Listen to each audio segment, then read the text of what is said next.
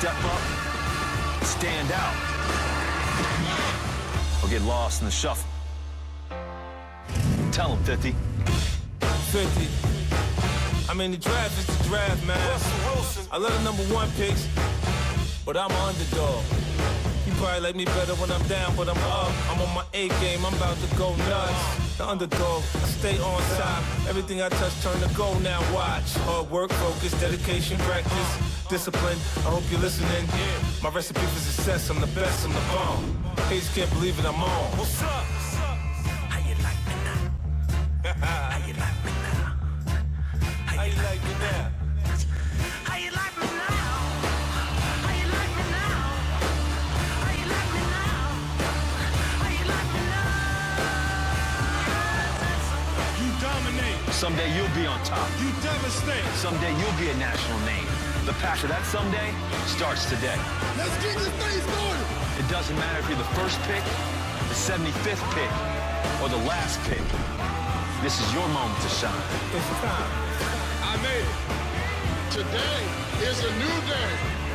I love you, man. Welcome to the show. The draft is on. This is the 2013 NFL Draft, presented by Bud Light. Times Square, entertainment personified in New York.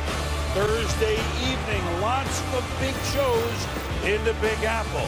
But one of the biggest shows is on tap here at one of the most famed entertainment venues in all the world. It opened 80 years ago, Radio City Music Hall. They've all played here, from Frank Sinatra to Louis Armstrong, and you run down the list. King Kong, the movie, opened up here. And tonight, we have all of that and then some, as we have some big fellas like Luke Joeckel and Eric Fisher, and 23 of the best collegians in the green room here in New York. Geno Smith, will he lead the quarterback parade? So many questions to be answered. The draft is about to unfold. Good evening, everybody. It's our pleasure once again at ESPN to present to you. We've done it since 1980, the annual selection meeting, which in English is called the NFL Draft. This is the 78th. I'm Chris Berman. This is John Gruden. This is Mel Kiper. Welcome, gentlemen. John won a Super Bowl. He's also in the Monday night booth. Hello. Mel Kiper, well, you were here, then they started the draft, then we put it on TV. So, fellas, good evening. A little different tonight, isn't it, John? A lot of big people in this draft early, and the NFL needs them. No, not our usual fare, but you're excited anyway. In the trenches draft on this is the trying to draft and build championship caliber teams who augment your skill position talent with guys like this in the trenches, offensive linemen, front seven guys on the defensive side of the ball. And then don't forget, there's a lot of depth at running back, wide receiver as well. So don't think those positions are weak just because they're not dominated in the first round. Let me just take this in just for a minute, you folks at home. I mean, it's just, we haven't had a game since the Ravens beat the 49ers in the scintillating Super Bowl. And now you got fans wearing jerseys of all 32 teams. You got players who may not even go to the second, third round. They're here. It's as if we're kicking off the season, but in essence, we are. It's the annual selection meeting of the National Football League. Football's rite of spring. And to kick it off, presiding over his 7th draft already, the commissioner of the NFL, Roger Goodell.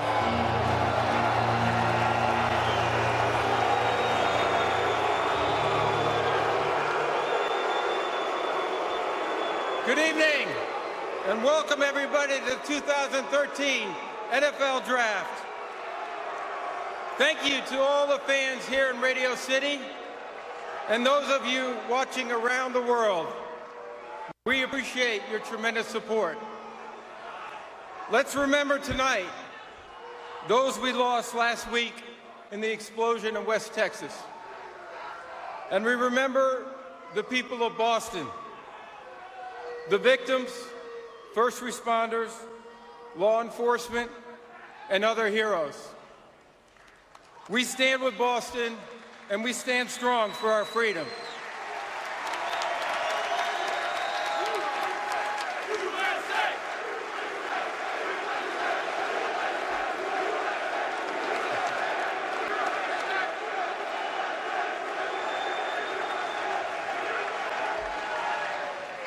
Okay, before we kick off the 2013 NFL Draft, we're going to start the clock on another big event, the New York, New Jersey Super Bowl next February.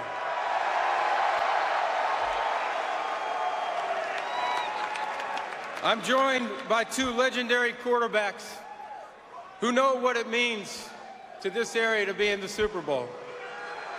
Super Bowl MVPs Joe Namath and Phil Simms.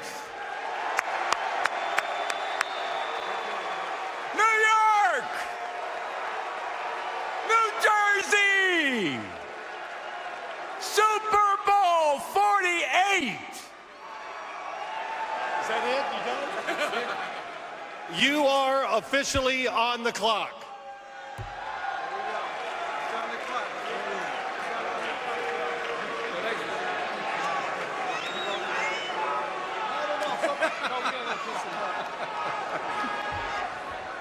Okay, the season that ends with Super Bowl 48 begins now. So here we go. The 2013 NFL Draft is officially open.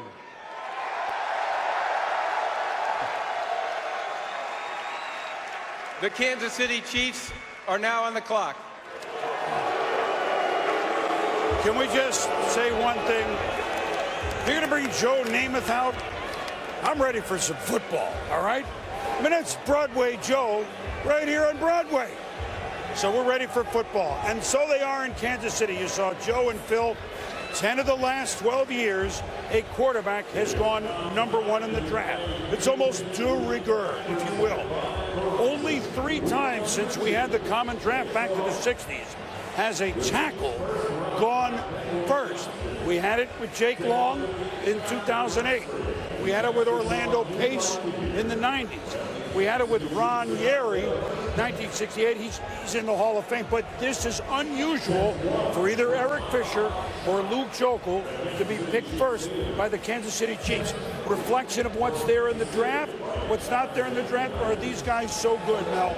Normally, I think, boom, if you had the Andrew Lucks and you had an A.J. Green, a wide receiver, and a Julio Jones, these guys would be 5 to 8, 5 to 10. But in this draft, they're pushed up because they're left tackles. They're critical, obviously, to Kansas City Chief team that brought in Alex Smith. They don't have the second pick in round 2 because of the trade that brought them Alex Smith. You think about the quarterback class, a lot of question marks. I think what John Dorsey, GM, and Andy Reid says, we don't trust these young quarterbacks. We want a guy who's proven that can come in ready to play in 2013. Thus enters Alex Smith, and to protect his blind side, Eric Fisher from Central Michigan could be the guy. Luke Joeckel's been heavily in the discussion as well. Alex Smith's a key entity for a team that could go from the #1 pick overall, maybe to the playoffs. There's a lot going on with Kansas City. Obviously, Coach GM, we can start with a quarterback, but they've got a lot of issues with their current left tackle, Brandon Albert, who I don't know if they're going to trade him, keep him. I don't know what they're going to do with him. But the best players in this draft, the most dominant players at their position, are tackles. And Kansas City Chiefs, they need one. Their right tackle was a disaster last year. Stevenson, who's a second-year player right now, is penciled in to start on the right side. Eric Winston did not work out. They turned the ball over 37 times, Chris, and the quarterback was victimized because of the pass rush. I'm not so sure they don't keep Brandon Albert. Play left tackle, right tackle, I don't care where you play. We're also going to get you Fisher, and we're going after the Denver Broncos. That's what I'd like to see the Chiefs do. Let's face it, if Andrew Luck and or RG3 are here this year, as good as these tackles both may be, they're probably not. They probably don't make an Alex Smith trade, and then they take their new quarterback. But that didn't happen, to your point. Andy Reid, in case you've lived under a rock, 14 years coach at Philadelphia, won 140 games. That's 22nd all-time. He's the new coach of the Kansas City Chiefs. New conference. He's an offensive lineman. I mean, so that would fit in nicely for them. The Chiefs, which is interesting in my opinion, for a 2-14 team, But we just saw, admittedly, with Andrew Luck and some other great picks, the Colts go from oblivion to the playoffs last year. If you're to line up today, in my opinion, before the draft, you could make an argument, John and Mel, that the Broncos are way better than everybody in the division. Chiefs, Chargers, Raiders.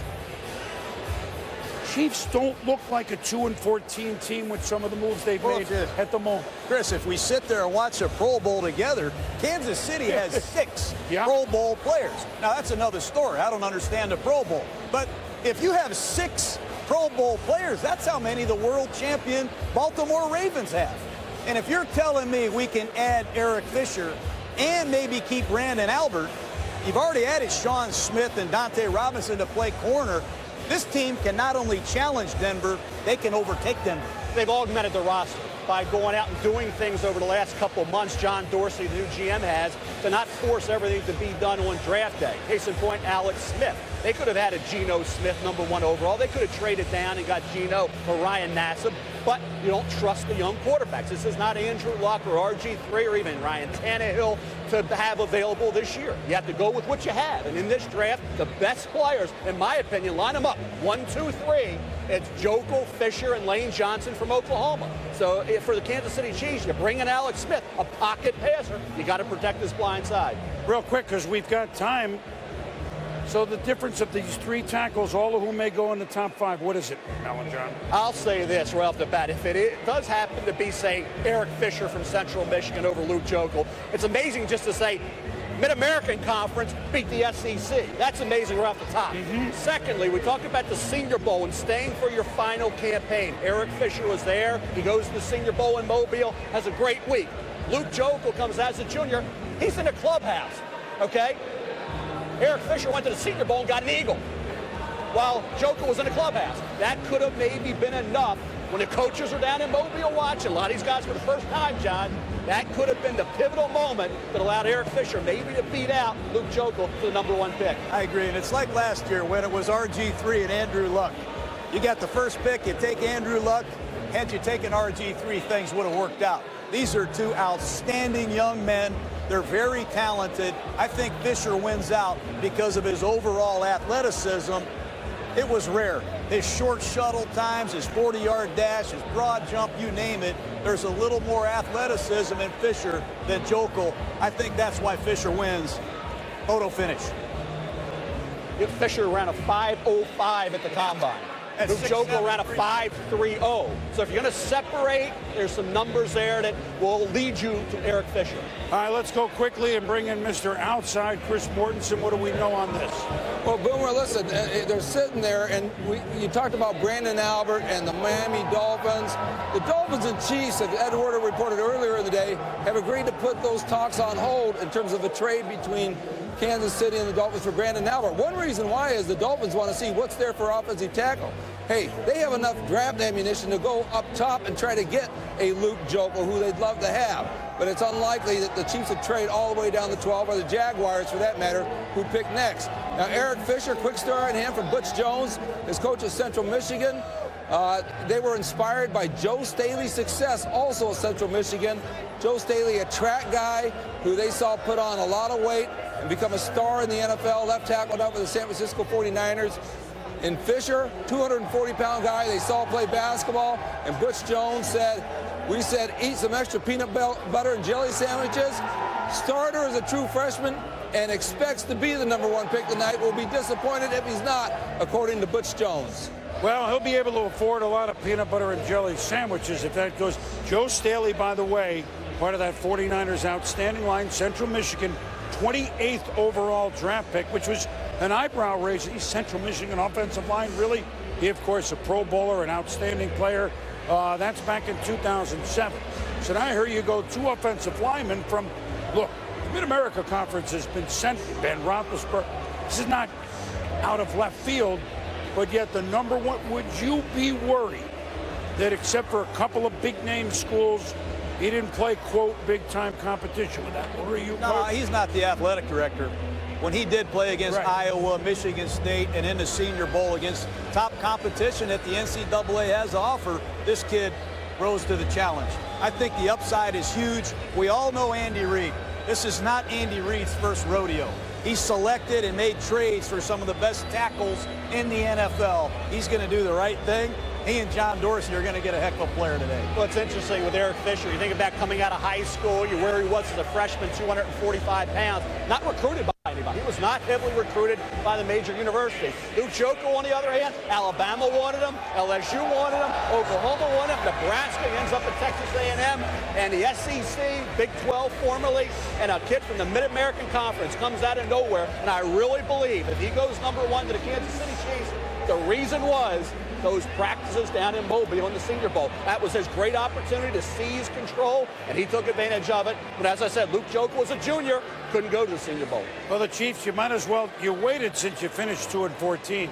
You might as well wait 10 minutes to see if, there's some phone call that will knock your socks off. Apparently, though, they'd rather have a big guy knock the socks off if anybody's using them. After new quarterback Alex Smith, that we think will do very well there. So, the question with the Chiefs, which Hulk will go to the heartland? For pick #1, the commissioner, Roger Goodell.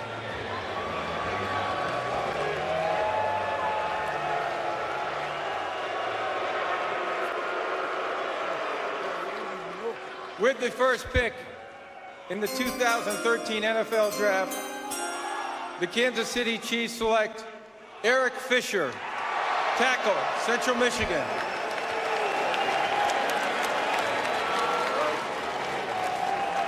As you point out, an unbelievable athlete, and just think of this moment for all the youngsters. We can't stress it enough. The commissioner talked about it when he was here. You're going out on stage, your name is announced. This is #1 overall. Only the 4th tackle since we had the common draft begin in the late 60s to go #1 overall. Eric Fisher, a blue-collar family, suburban Detroit.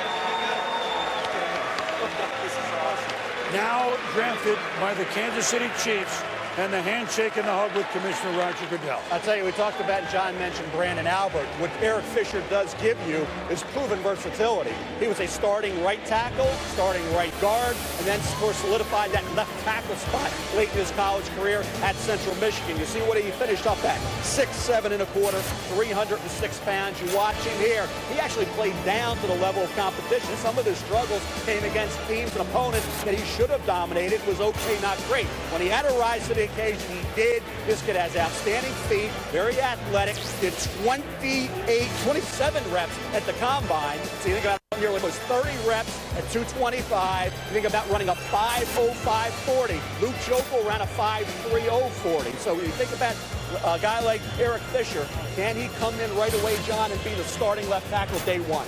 Got to use his hands better.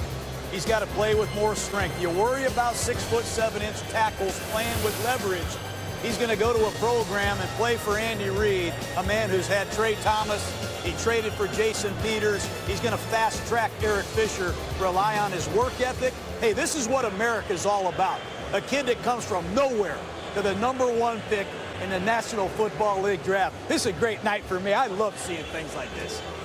Now let's go down. It's Eric Fisher's moment. Susie Colbert with us all evening, and a busy evening in the Bud Light Blue Room. Suze, look up. That's for sure. Eric, process with a chip on your shoulder, small school wanting to prove you were the best. When the phone finally rang, what were the emotions? I can't even process what's happening right now. This is a dream come true. The fact that I was the #1 pick is, I can't understand what's going on right now. But, what an honor, and a great opportunity. And I'm pumped to be a Chief. Like you hadn't waited long enough. The Chiefs sat on the clock. You were staring at your phone. Who was on the other end? All the coaches, the GM, the owner. I talked to a bunch of people, and it was kind of scary because they called and my phone went off or something, and they called again. But thank God that call went through. Congratulations. Thank you so much. Well, he's a Chippewa from Central Michigan. We have to say it. The legend lives on from the Chippewas on down to every other pick here in the first round of the draft. When we return, we'll be commercial free for the rest of the hour. Thanks to Bud Light, GMC, State Farm, and the Warner Brothers movie 42. Luke Joeckel, he thought maybe he'd be the first pick. He may not have to wait long. Jacksonville up next.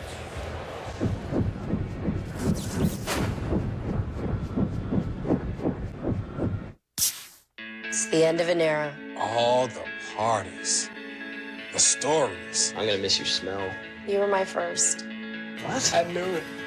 I knew it. It's true. Oh, man, I'm sorry I broke your leg. I wrote a song.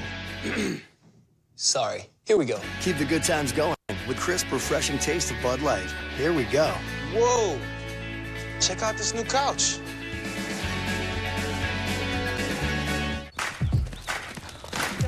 Let's go.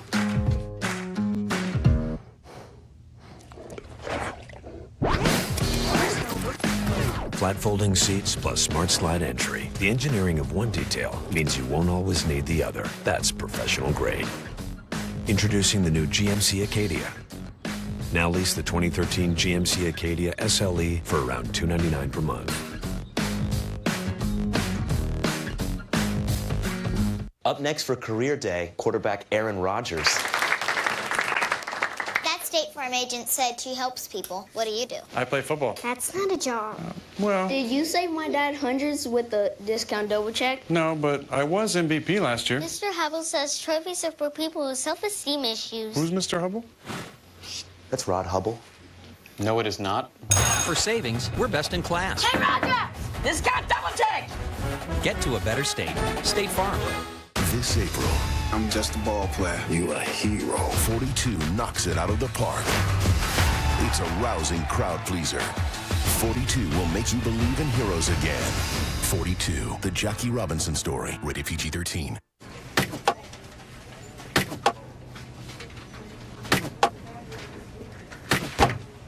Yeah, one last question. Does that come in cream? What's taupe now? Uh-huh. ESPN's coverage of the 2013 NFL Draft is commercial-free for the rest of the hour. Presented to you by Bud Light, the official beer of NFL fans. Here we go. And in part by GMC, the official vehicle of the NFL. We're back in New York, where the Jacksonville Jaguars, new look. Mike Mularkey out after 1 year as coach. Gus Bradley, defensive coordinator, under Pete Carroll. He's the new head coach. Dave Caldwell, the personnel man with the Atlanta Falcons under Thomas Dimitroff.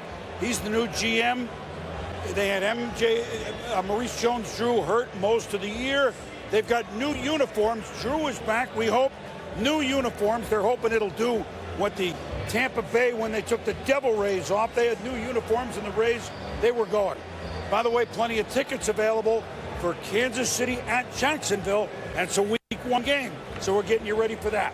Is Luke Joeckel a slam dunk here, guys? You know, he's one of the possibilities. You think about a defensive end, a pass rush. Jeremy Mincey did not provide that after having that career year not that long ago. Then you think about an outside linebacker for Gus Bradley. That would be a key element. Cornerback is an issue as well. Dee Milliner is going to be in the mix at some point in the top 10, but this is a little early. You think about a guy like Dion Jordan at Oregon, what he could mean in this Gus Bradley defense. But I think when you look at Luke Joeckel, Eugene Monroe and Britton were brought in a couple years ago, first and second round. They have not panned out to the level expected. So you kind of got to go back to the well one more time. You tried to get the left tackle and right tackle, didn't work. And Monroe was a free agent after the 2013 year.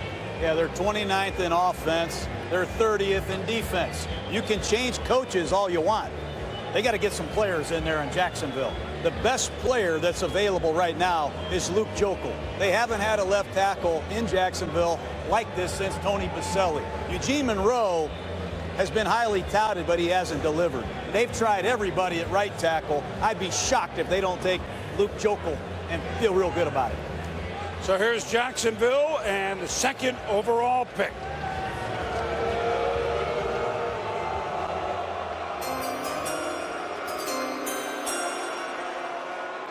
With the second pick in the 2013 NFL Draft, the Jacksonville Jaguars select Luke Joeckel, tackle, Texas A&M.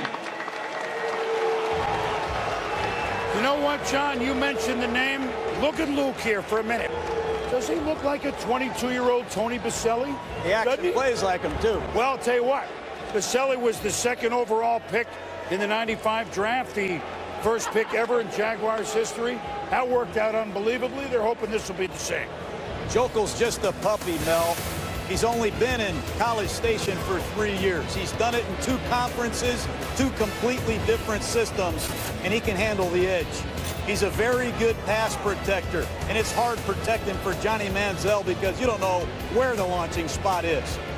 But Joeckel can reach block, he can sustain it and run you right off the screen. He's outstanding on the second level, and you can call Tannehill or Johnny Manziel yourself.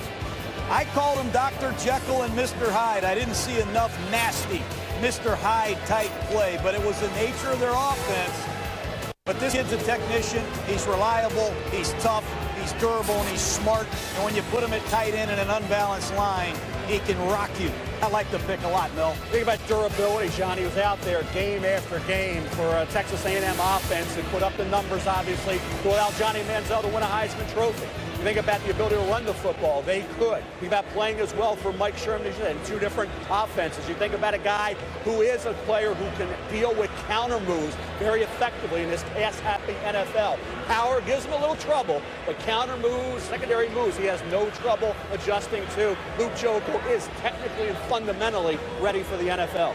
A little back to the future here.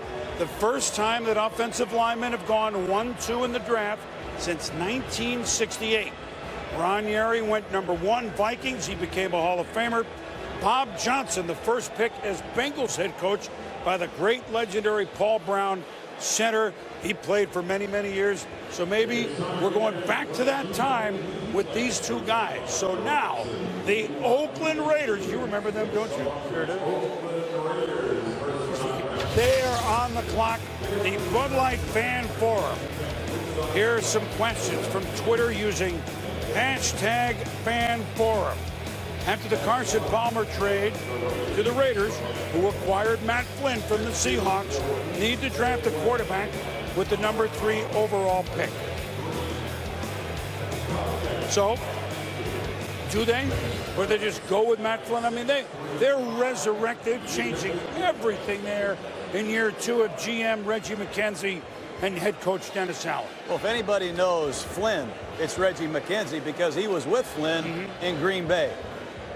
You got to rely on the general manager's instincts in making a decision like that. John, when I heard Dennis Allen and you hear the comments, it seems like they are committed to Matt Flynn, that he is their guy moving forward. What I'm going to watch on day 3 is they bring in a quarterback like Matt Scott from Arizona, Sean Renfree from Duke, and give him some competition. Remember, Russell Wilson was a 3rd-round pick and beat out Matt Flynn.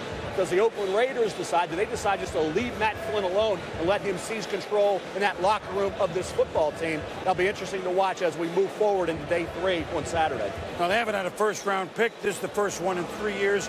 A lot of names you remember with the Raiders, like Richard Seymour, gone. We mentioned Carson Palmer, gone to Arizona. Seymour nowhere now. Even Shane Leckler, who you certainly know, Coach, who once Ray Guy gets in the Hall of Fame, Leckler might be the next punter, all right? Just might as well put that out there now. He's gone to Houston. These Raiders, it's hard to recognize them.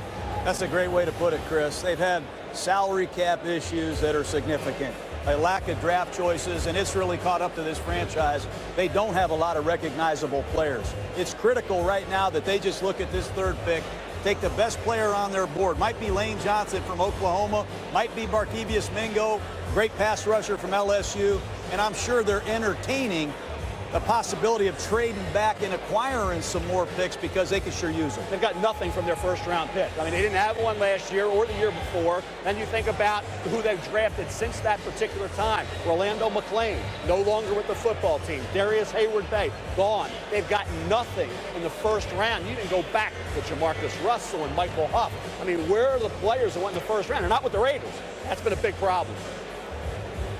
Yeah, no, there it is. None of them are on the Raiders. So here they are. Here, Mel just mentioned them, so we'll put them up now. You just mentioned all the names.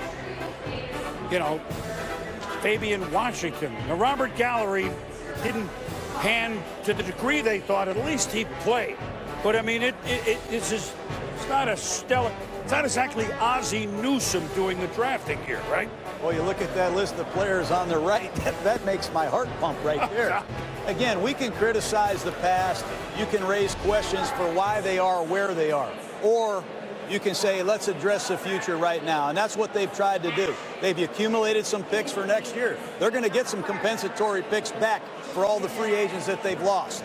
They've bit the bullet, Mel. They've gotten rid of some really good high-priced players that are going to play in the league this year. They have to hit on this pick. They have to make some things happen right now. What do you think who's available now? You have Sharrif Floyd, a defensive tackle from Florida. They have nothing right now at the defensive tackle spot. Sharrif Floyd's a very consistent player with scheme versatility. Think about the next left tackle on the board. Lane Johnson out of Oklahoma. You have former tight end. You have former quarterback back at Kilgore Junior College. Now he's a great left tackle coming out of Oklahoma. Also played right tackle with the Sooners. So they help out Matt Flynn and go with Lane Johnson? Do they go to the defensive side and look to a Sharrif Floyd? That's the debate that I think is going on in the war room in Oakland. I think Dee Milliner, the corner from Alabama, has to be a consideration right here. It's been a turnstile at the cornerback position in Oakland. I remember we had a guy named Woodson there and Eric Allen. The history of the cornerback position in Oakland is tremendous. And right now they're playing with Mike Jenkins and Tracy Porter, two free agents that they just picked up. I wouldn't be surprised if Dee Milliner from Alabama isn't being talked about right now. And then you got the defensive end. Ezekiel Ansah, who's got to be in the mix. They don't have a pass rush from the outside. Ansah is a kid out of BYU, limited football background, had 0 sacks going into this year, only 7 total career tackles, yet he's going to be in the discussion as well. Because you can only take one player.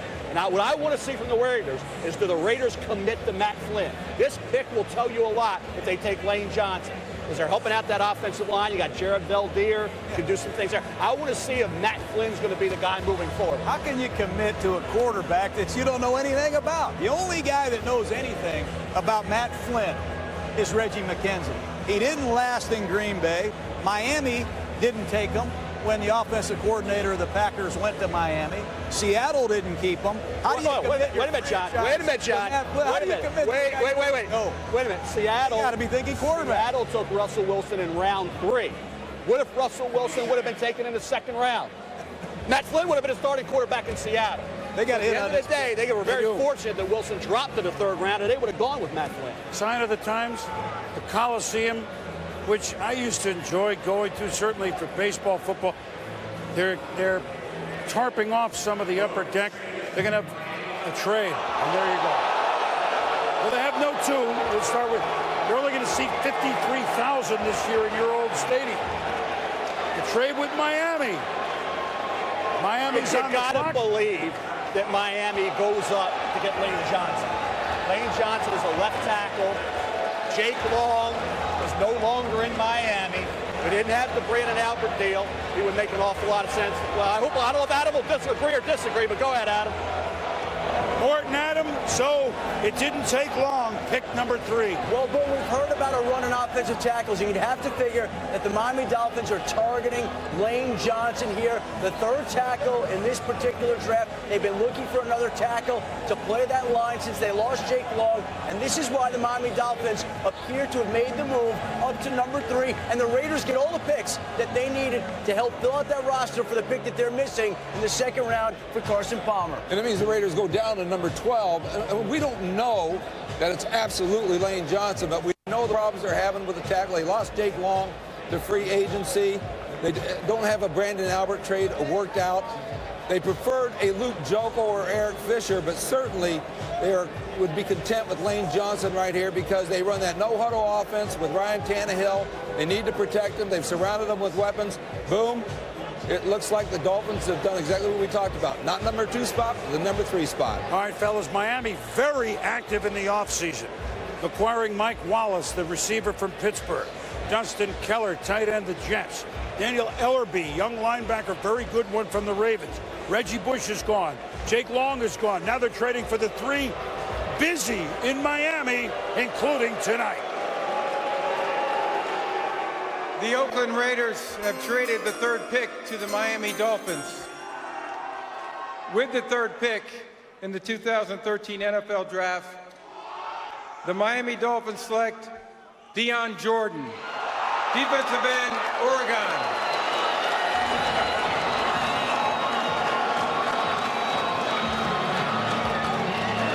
So, a bit of a curveball, very much so.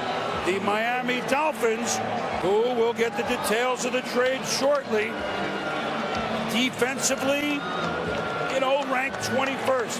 They have Cameron Wake to rush the passer. Maybe with Dion Jordan, but again, you talked about at the beginning of the draft, one-hit wonders. How much do we know about him? We know he's got Dion and Jordan in his name. That will help until you get on the field. Then what, John? I really like Dion Jordan's athleticism, but I'm shocked about this pick. When I watch Dion Jordan play, Mel, I just don't see him play. And this is not any false information. When you watch Oregon play, Dion Jordan, he doesn't play against Cal because he's hurt, but they play almost like hockey at Oregon. He plays 6 plays, he's out for 6 plays. When you watch Dion Jordan play 70 snaps in an NFL game, that'll be the first time you've ever seen him do it because he hasn't done it in college. That's my only concern. He's narrow, he's got a shoulder problem, he's a great athlete, but there's a lot of unknown right now at number 3 overall. Well, you look at the fit, you say, okay, where was he best suited? I thought it was a 3-4 outside linebacker because he is lean. He did drop into coverage a lot for Nick Aliotti, the defensive coordinator at Oregon. Versatile kid, great competitor, explosive athlete. He had a lot of sacks at the end of his junior year. In fact, 6 sacks in the final 7 games of his junior campaign. This past year, only 5 sacks total, but they used them in a lot of different ways, as we talked about, with all that versatility. You look at Dion Jordan, 6'6 and a quarter, less than 250 pounds. Can he hold up at the point of attack? Now, he did make a lot of run stops behind the line of scrimmage. 23 tackles for loss over the last 2 years, coming off the edge as that stand-up defensive end combo outside linebacker. Can he be a down guy handling those power tackles in the NFL? We have to wait to see if he can do that, John. Is he a good fit for the Miami Dolphins at this point? Is he worth trading up to get and passing on a left tackle like Lane Johnson? That's the question right now. I love his athleticism, and you're seeing Dion Jordan at his best. He plays on the edge. He's great on the perimeter. He can run you down. You're going to see some great plays. He can even run down the field and cover kicks. I don't think you drafted him number 3 overall to do this in Miami, but there's no question he's a great edge rusher. Well, let's go to the Bud Light Blue Room where Susie Calver is with, well, the new number 3 pick and the top defensive player drafted. Susie? Well, Dion, the hours, the minutes, and then you have to wait through a trade when the phone finally rang. How would you describe the emotion? I was surprised. The trade, I wasn't expecting that. It's my first time, so, I'm surprised. I'm very blessed. I'm excited to share this time with my family, and I'm ready to go to work. And how ironic, the player that you have been most closely compared to, Jason Taylor, perhaps the greatest pass rusher in Dolphins history. What will you bring to this franchise? I'm going to bring tremendous athletic ability, and overall, I'm a great person, and I'm ready to get in there and just work with the guys. Congratulations, Dion. Thank you. All right, Susie, so Dion Jordan, when it's there, it sparkles, doesn't it? Well, my only concern with one-dimensional, I think, edge rushers is you can counter them if you just take the time and execute your protection plan. But Dion Jordan makes a lot of money on the edge. I don't see him running over tackles. I don't see inside moves. Everything is to the outside, and he has closing speed. There's no question about that. He does an excellent job getting off the ball and beating tackles with edge pressure. He can beat tight ends, tackles, and he's a disruptive force when he plays. But I'd get Ray Rice, I'd get a professional third down back, and I'd have Ray Rice take this edge rush out with a little chip block right there. Dion Jordan, for him to be a great pro, he's going to have to do more than just rush around the edge, because some of these pro NFL halfbacks and tight ends, they can't wait to chip him. Here's the trade, so it's real straightforward. Mort suggested the Raiders do get that second-round pick. They get the 42nd overall, Miami's 2, for swapping spots, and then the Raiders, we will talk about them at number 12. So, One question for new Philadelphia head coach Chip Kelly. Gee, do I pick a guy that I just coached at Oregon? Well, Dion Jordan's gone. We've answered that. The Philadelphia Eagles, 14 years coached by Andy Reid, now are coached by Chip Kelly, one of the more ballyhooed of the new coaches. Our GMC Never Say Never moment. Chip Kelly, offensive coordinator once upon a time up in New Hampshire in Durham from 99 to 06. From there, offensive coordinator under Mike Bellotti at Oregon, then promoted to head coach in 2009, 46-7, 4 BCS bowl games. Got hired after saying, I don't know, I want to stay at Oregon. Then he told the Eagles, let me reconsider. And Chip Kelly, we should mention, once upon a time an assistant at Columbia, so no wonder he's a good coach. Now more Chip Kelly and his high-powered, high-tempo offense are in Philadelphia. And there's no question that, in fact, this is the reason the Dolphins jumped up there, probably fearful that Dion Jordan would go number 4 to Chip Kelly. Not sure he would, but let's say this. I talked to Tony Dungy, whose son Eric plays at the University of Oregon, and Tony's got a home in Oregon. He's been to a lot of their practices, been to a lot of their games. I asked him earlier this week about Dion Jordan going this high. He goes, it's too high for him, but this guy has all the potential in the world. And one thing Dungy added is that you get a pass rusher, and he might be an offensive tackle only once or twice a game, but it might be the game-changing play, and that's why he was okay with Dion Jordan up here this high. Well, listen, we're going to get the Eagles pick here, Mort, but I like Coach's take, Mel's take, Chip Kelly. I mean, this is going to be an intriguing team and coach to watch. Whether it's Michael Vick, whether it's you wouldn't think it would match up, Nick Foles, or someone TBA. I know Dennis Dixon, he's got a lot of ex-Ducks on the team. Dixon knows the offense, but he's probably not in the mix at the moment. Michael Vick says, I can be the starter. Maybe we start, they give the pick. What will we see from the Eagles with Chip Kelly from the college ranks here to the pros? You know what, Chris, when I got fired from coaching, I went to Oregon to meet Chip Kelly because I couldn't believe what I was watching on tape. I've never seen offense played that fast with these formations and strange plays. I have no idea what Philadelphia is going to do with Chip Kelly. Well, we will have an idea who they're going to pick with the 4th overall selection. Chip Kelly's first pick, the new regime of the Eagles. With the 4th pick in the 2013 NFL Draft, the Philadelphia Eagles select Lane Johnson, tackle, Oklahoma. A very interesting player. Remember, Jason Peters hurt last year, expected back. So 3 of the first 4 picks are tackles. Got a bigger picture on this as we move along. Mel, he was a quarterback once upon a time. Guess what, Coach? For Chip Kelly, he can run the option himself. He's an amazing athlete. You think about a kid who ran a 4.72 at the combine. You talk about he was a quarterback at Kilgore Junior College not that long ago. This is Lane Johnson right here, now becoming a left tackle at Oklahoma and becoming the 4th pick overall in the 4th pick overall in the NFL Draft. An amazing turn of events. Then he went from quarterback to tight end, then right tackle, then left tackle, runs a 4.72, did 28 reps, he vertical 34 inches at the combine. He's a brilliant athlete. He's getting stronger, I believe, in the lower body. Once he does that, he can be a great player. He probably had the most upside of any of the 3 great left tackles in this draft. And I go back to the whole Miami trading up, thinking Philadelphia may take him. And here, Lane Johnson, the guy we thought Miami would take, ends up with Philadelphia. Amazing turn of events. One thing I like about Lane Johnson is he's familiar with the no-huddle offense, Chris. They didn't huddle at Oklahoma. One thing I can assure you that you're going to see in Philadelphia is up-tempo, no-huddle football. And when you play like that, you have to have linemen that are in great shape. Lane Johnson is just that. I also like this kid because he's nasty. I think he's a finisher. You said it, Mel. He's got a tremendous upside. If you watch his combine workout, you wouldn't think he's an offensive lineman. Very quickly, let's go down to Philadelphia, where Janine Edwards is on the Eagles beat. Good evening, Janine. Good evening, Chris. Well, you know, at 10 o'clock this morning, when I spoke to Lane Johnson's agent, Ken Sarnoff, he told me, you know what? Johnson is on the phone with the Eagles as we speak. He said that the Eagles had shown more interest in Johnson than any other team. And Sarnoff had also said that he was hearing from 4 other teams they were interested in trading up to get Johnson.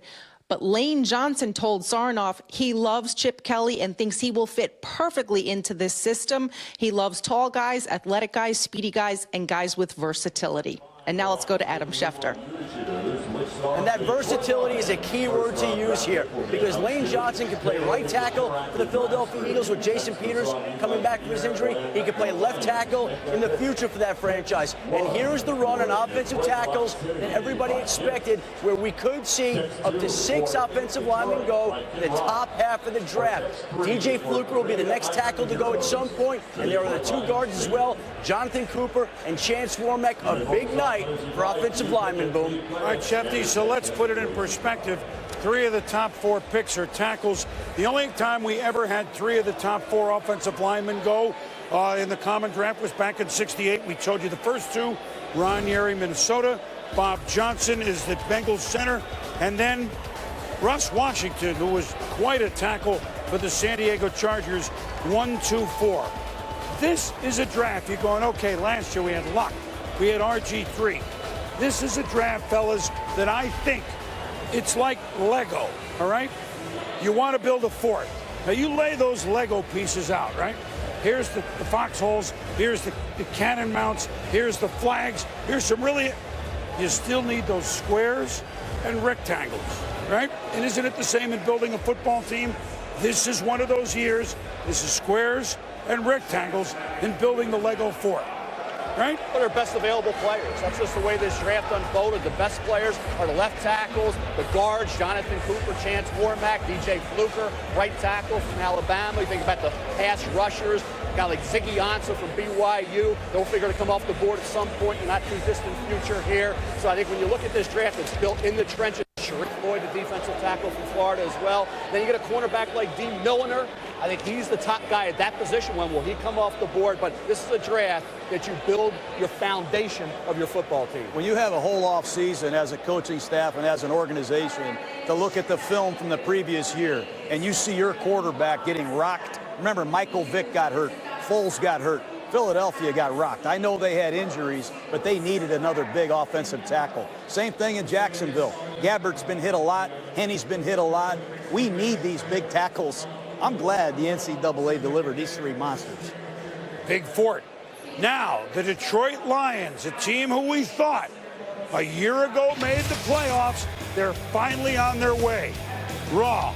They were 4-12 last year. They're 9-17 after a 5-0 start a year ago.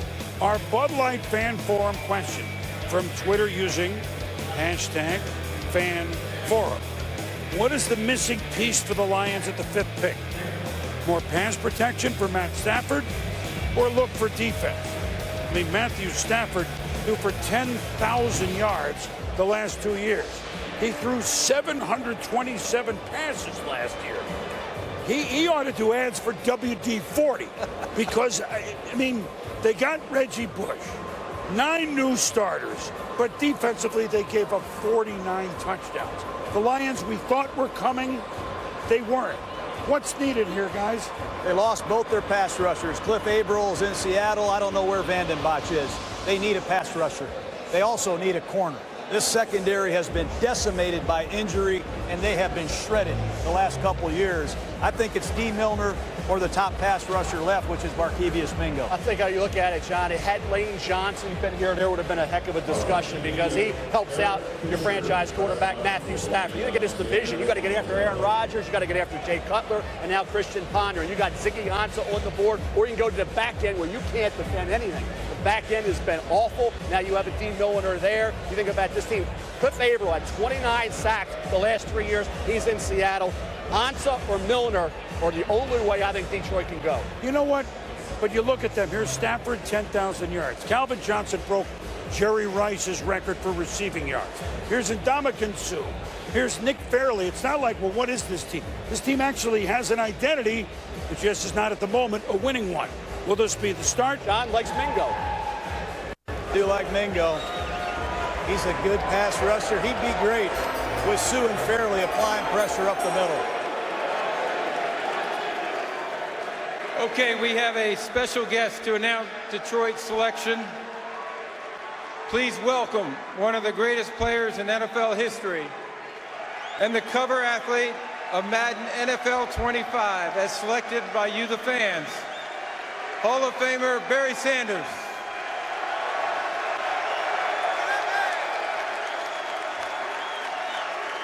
I want to thank the 40 million strong that voted me on the cover of Madden NFL 25. It's a huge honor.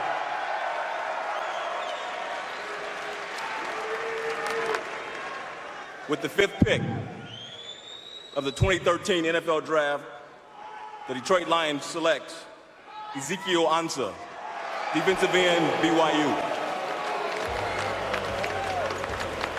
From Ghana to Detroit, that through BYU, that's a move. First of all, by the way, Barry Sanders, the reason he's on the cover, because he actually could still play today. Doesn't he look that good? He does. But now to Ziggy Ansah, a story almost defies belief. Not even a thought going into the year on the BYU team, but you talk, Mel, you know more about it. A natural athlete? My goodness, who knows where he's headed? This is probably, in terms of a meteoric rise, the #1 meteoric rise ever in my 35 years of doing this. I had never seen a player go from off the radar, undrafted free agent that nobody knew much about, to right now, you're talking about the 5th pick overall in the NFL draft. Amazing. Ziggy Ansah is the 5th pick because he is so gifted athletically, and he has that mean streak. This kid has a very limited football background. Comes from Ghana, track guy, ends up playing football. 7 career tackles and 0 sacks going into this year.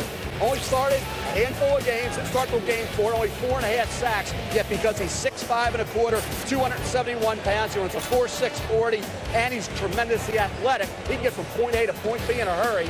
Pass rush potential, John, is what made him the 5th pick. Potential is what it's all about. I said they lost Vandenbosch, who led the NFL in effort for about 8 years. That's the one thing that Ziggy Ansah has, tremendous effort. He's played defensive tackle, defensive end, nose tackle in their sub package. He's got a long way to go to be a great pro. As you said, not many players come this far in this short of a period of time, but it gives you an idea what he can do when the light comes on. But this kid was introduced to the Lions at the Senior Bowl. Remember, Detroit coached the game, though, and they saw this kid every day. Now, I thought Ansah lined up way too wide. I think he was outside the rules a little bit, outside the lines, if you know what I mean, at ESPN. But he took advantage of that platform. He dominated the Senior Bowl, and I'm sure Jim Schwartz, Gunther Cunningham, 2 great defensive coaches, are really excited to have somebody that can apply heat off the edge. A business student, played soccer. Here he is, BYU, and now to Detroit. Does the emergence of I'll ask him, Jason Pierre-Paul, I understand he had more of a track record in South Florida than Ziggy, but his success is something I want to ask you. Would that influence, hey, you can take an unbelievable athlete, see where he may be headed, take a chance, as Pierre-Paul's done with the Giants. Now, right now, let's go down to the Bud Light Blue Room. Susie Colbert with Ziggy. Well, Ziggy, when you arrived from Ghana, the United States, just 5 years ago, you had never seen American football. You thought you'd be the next LeBron James. How does pass rusher for the Detroit Lions sound? Man, it just sounds like a LeBron James on the Detroit Lions, man. This is a great feeling, and I'm really happy they picked me. I worked with them in the Senior Bowl. Don't know what I can produce, and I just can't wait to work with them. You only started 9 games. For the Lions fans who will wonder just how passionate you are about football, what do you want them to know? Man, I can't wait to be in the city of Detroit. It's going to be a great experience for me, and I'm going to give it all I got. And I think we'll be back here next year for the Super Bowl. Well said. Congratulations. Thank you very much. All right, Susie and Ziggy, thank you. New look Cleveland Browns. Last year, new ownership. Mike Holmgren, the president, hopefully one day a Hall of Fame coach. He's no longer there. Pat Shurmur, no longer the coach. Rob Chudzinski, Ohio native, is the new head coach. Norv Turner, offensive coordinator. Ray Horton over from Arizona, defensive coordinator. They know what they're doing. They have a good defense. Dick Jauron's defense certainly wasn't a problem last year. So all new look Cleveland Browns. Year 2, Brandon Weeden. They signed Paul Kruger from Baltimore. Now, who do they draft?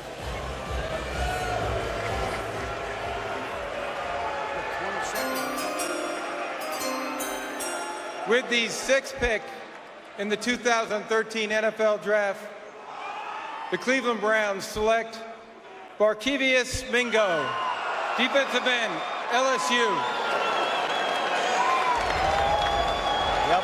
Now, I just got to say, I wish we were still doing NFL primetime because Ezekiel Ansah and Barkevious Mingo, I mean, I waited my whole career to announce these guys. Been studying LSU hard for the last few years. Patrick Peterson, Claiborne. The one thing about Mingo is number 49 always gets your attention. This kid can come off the edge as well as anybody in the draft. He's a left defensive end. I think he's going to convert to an outside linebacker in this 3-4 defense. You have Paul Kruger on one side and Mingo on the other side, and Barkevious Mingo can come and get you. He can convert speed to power. I've seen him line up in multiple positions. He's been on a great defense for 3 years. 37-inch vertical, has speed to close, plays with a motor. I love this pick. You know, I look at it, John, I think where he was 2 years ago with those 8 sacks, and you think going into this year, boy, he's going to dominate. I didn't think he did. His sack total dropped to 4.5. He needs pass rush moves, John, in order to basically become that great player. His athletic ability tells you he can be. 37 vertical. He's 6'4", 241 pounds. He hasn't dropped into coverage like Dion Jordan has.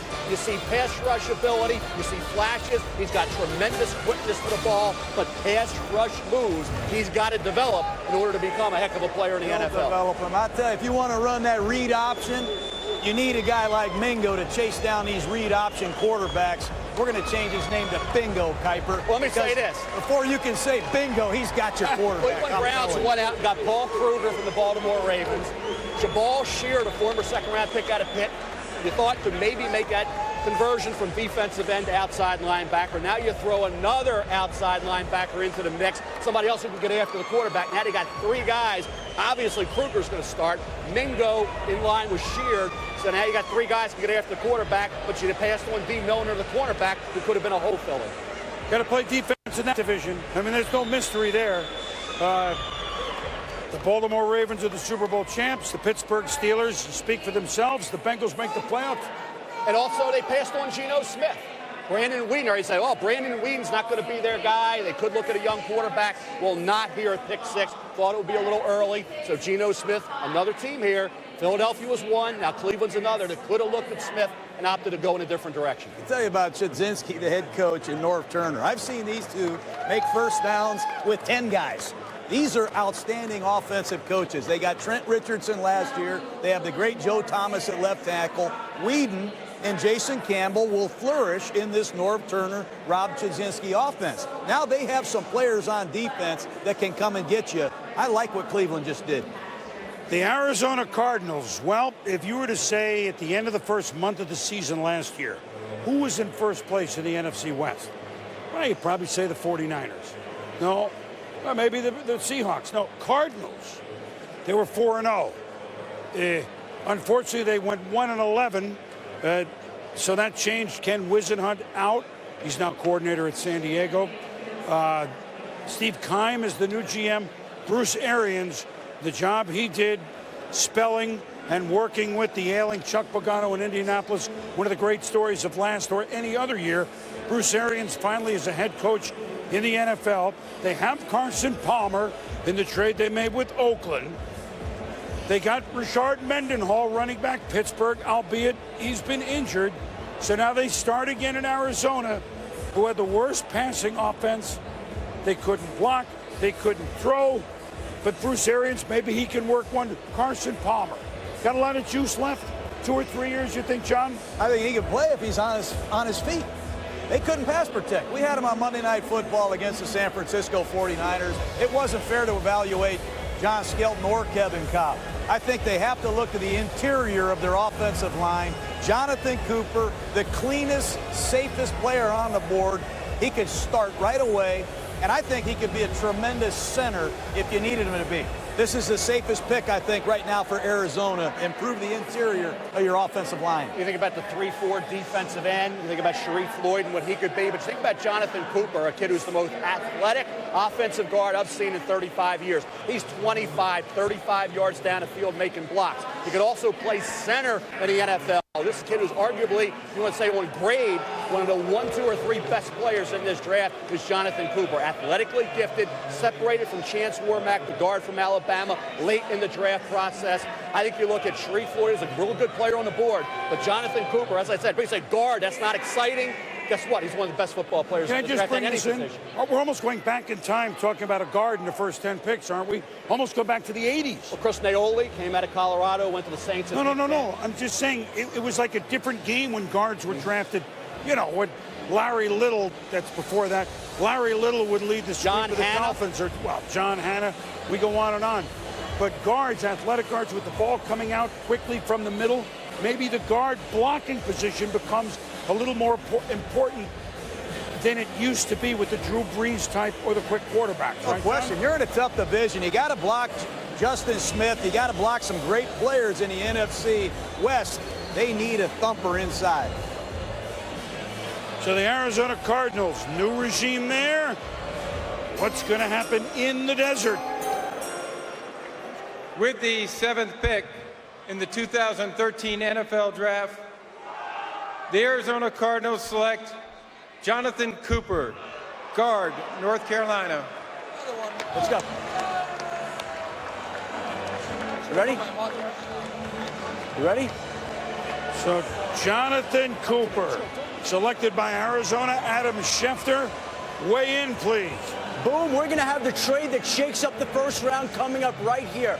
The St. Louis Rams are expected to move up to the Buffalo Bills spot for their 2nd round pick. They're going to swap spots in the 3rd round with the Rams coming up 8 spots. The Buffalo Bills also will get a 7th round pick as well, and that will put the Rams in position to target somebody like Tavon Austin, a wide receiver who they really craved here throughout the draft process. Also, it puts Buffalo back in the middle of the 1st round at pick 16. Let the quarterback speculation in Buffalo begin. A lot of people wondering whether they like Ryan Nassib or EJ Manuel or Matt Barkley. Buffalo has now gotten back an extra 2nd round pick to be in position to take a quarterback, but the next trade is the one that is expected to shake up the 1st round. Well, and as you point out, it looks like it'll be for Tavon Austin if and when that happens. But first, let's Jonathan Cooper, as you point out, Mel, the first guard to go the size since 97, Chris Naoli. Well, you think about Carson Palmer, quarterback. Rashard Mendenhall comes over from the Steelers, the running back, 6'2", 312-pound guard. Very strong hands. Now, he has relatively short arms, but he delivers quite a punch. He won battles time and time again against defensive tackles who combine power and quickness. So I love that aspect. Athletic ability to pull and be 35 yards down the field. He did 35 reps at the combine at 6'2", 312. Impressive upper body strength, around a 5'07", 40. Plays a lot quicker than that on the field, I believe. Jonathan Cooper, John, immediately will be expected to be a hole filler at guard and can play center at a very high level as well. So a lot of versatility coming to that Arizona Cardinal offensive line with Jonathan Cooper. Effortless movement. Great condition, 49 starts. What I like the most about Cooper is he's a finisher. 5 years in Chapel Hill. Consistent, quality young man. Arizona needed him. I'm sure they're elated behind those offices out in Phoenix. This kid can really play. When I watch him, he reminded me of Guy McIntyre, the great 49er guard that allowed us to trap and get out on screens and work the edges of defenses. But he's a big man. He's got an anchor to handle power inside. Tremendous versatility, as you said. I've liked this kid from the beginning of this process. One little thought on a guard. When Mike Holmgren, a guy that you and I both respect immensely, picked Steve Hutchinson, it transformed where Seattle was going. That's just a guard move. So, trade's been confirmed. We'll talk about the Bills when they come up, but this 8th slot, which Adam Schefter just told you about, and we suspected beforehand, might be a hot spot for many reasons. It's Jeff Fisher in St. Louis coming up for what we believe should be Tavon Austin, Mr. Electric, an indoor team. We'll get you the trade details in a moment. But St. Louis, who has 2 wins, very busy, and a team who made a big move last year, but because they're in with San Francisco and Seattle, you didn't notice it as much, except they were 4-0-1 in the division. So St. Louis needs oomph on offense. Bold move by Jeff Fisher. I'm really not surprised. He's that kind of coach. I tell you what, I think Sam Bradford's under a lot of pressure this year. Going into, I believe, his 4th year, they want to get to the playoffs. They saw Russell Wilson come in and do it as a rookie. They went out and got him Long to be their left tackle. Okay, now we got Saffold at right tackle. We've ironed that whole process out. Let's go get a great slot receiver. We lost Danny Amendola. This kid, Tavon Austin, would be a nightmare on the AstroTurf back in St. Louis. The greatest show on turf. Yeah, we can revive it. You got to help Sam Bradford out. They did it, as you say, John, with Jake Long at left tackle. Obviously, Steven Jackson, you think about moving on as well to Atlanta. You got to think about a running back at some point. The wide receiver position, how critical was Danny Amendola to Sam Bradford's success? He's in New England now. So I think you look at, in this division with Seattle and San Francisco, we compared him to Percy Harvin. Now they're the same division. Deshaun Jackson's a viable comparison to Tavon Austin as well. I saw him play high school football at Dunbar High in Baltimore. He was a man among boys then. He was the same way at West Virginia. And now a 5'8.5", 174-pounder goes potentially 8th overall in the NFL draft. This is, I said, the craziest draft I've ever been associated with. When would you ever think a receiver at 5'8.5", 175 would go this early? If Sam Bradford was watching Oklahoma, his alma mater, play West Virginia, believe me, he wants Tavon Austin, because Austin had 580 yards of all-purpose yardage against Oklahoma. He is a devastating modern-day weapon to have. Kick it to him, hand it to him, tap it to him, throw it to him. Get this kid the ball. 4.3 is a legitimate time speed. I saw him run a short shuttle, Chris, and I didn't see it. He was so quick. That's how fast this kid is. I hope the Rams take him. And running the ball, right? Either one, right? He's one of those guys that you got to account for at all times, right? If you're a defensive coordinator. 5'8". Scoreboard changer, though, Boom, and you can't hit a defenseless receiver. Last time I checked, they're all defenseless. So that helps Tavon Austin. A lot of people are going to be critical because he has a 32-inch vertical. There are questions about his overall durability, but in this modern game, the way these creative offensive coordinators are using players like this, it'd be a logical pick. We've been wrong before, Mel. Can't get a shot at this kid. It's tough to get a real impact blow on Tavon Austin. As I said, in high school, he played defensive back. He was running back, receiver, did it all. Same thing at West Virginia. He didn't come out early. He played the 4 years. Tavon Austin has been durable. Now, moving forward to the NFL, different ball game, but today's NFL, what we're talking about now, this pass-happy NFL, really assists a player like Tavon Austin. And, oh, by the way, he scored not only running and receiving last year, he scored on a punt return, he scored on a kickoff return, a momentum flipper, right? I think this NFC West deserves a lot of credit. Last few years, they have turned the switch from off to on in a hurry. Seattle is a legitimate power. The 49ers have already proved it. I see Arizona with Carson Palmer. They have Floyd, Larry Fitzgerald. They just get an offensive guard, pretty solid defense. And the Ram team quietly improved last year. They have to make Bradford successful. Remember, they could have had RG3 last year. They decided to go with Bradford. Let's get him some weapons. Jake Long at left tackle. Let's go get Tavon Austin at West Virginia, man. Well, let's go see if they went and got him. The Mountaineer to the Midwest. To the gateway to the West. Is that what's happening? We'll see.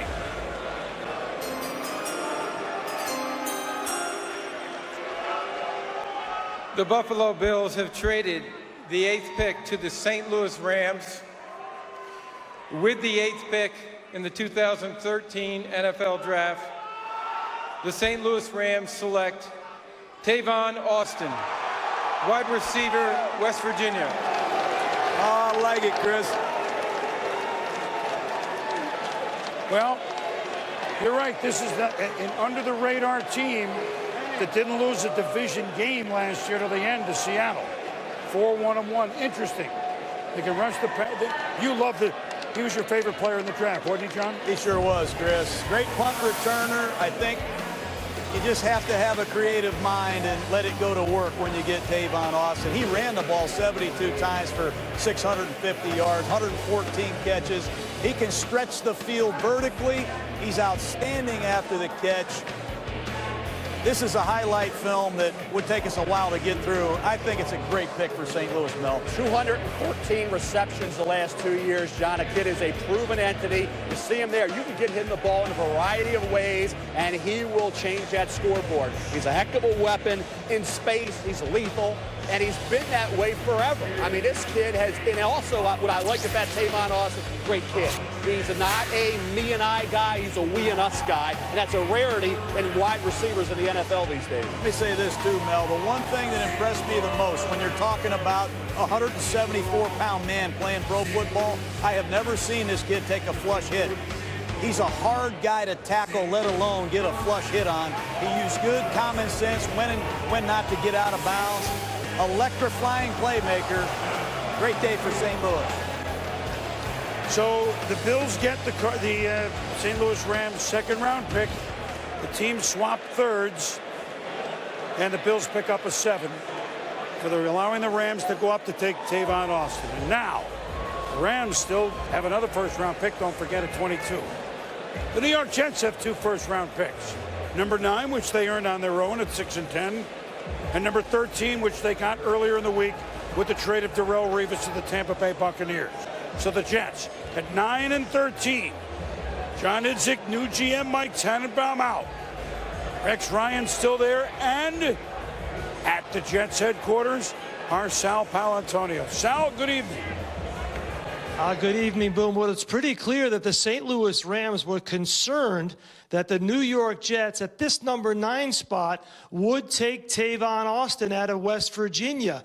Tavon Austin said yesterday in Manhattan that Rex Ryan told him he had a plan for Tavon Austin, and when we talked to Woody Johnson, the team owner, he said their overall philosophy in this draft was to get younger and faster, and that translated to a lot of people to Tavon Austin. So the Rams jump ahead of the Jets, and we talked about this being the wheelhouse of the draft for the AFC East. So the Buffalo Bills managed to get Tavon Austin out of the AFC East, away from the New York Jets. And where the Jets go from here, they could move down, but they've got a lot of options. Boom. Well, they said they had a plan for Austin. I didn't get him. Hopefully it was better than the plan that they had for Tebow, which is a discussion we'll get to. He's still on the Jets. Sanchez still the quarterback. Rex Ryan still the coach.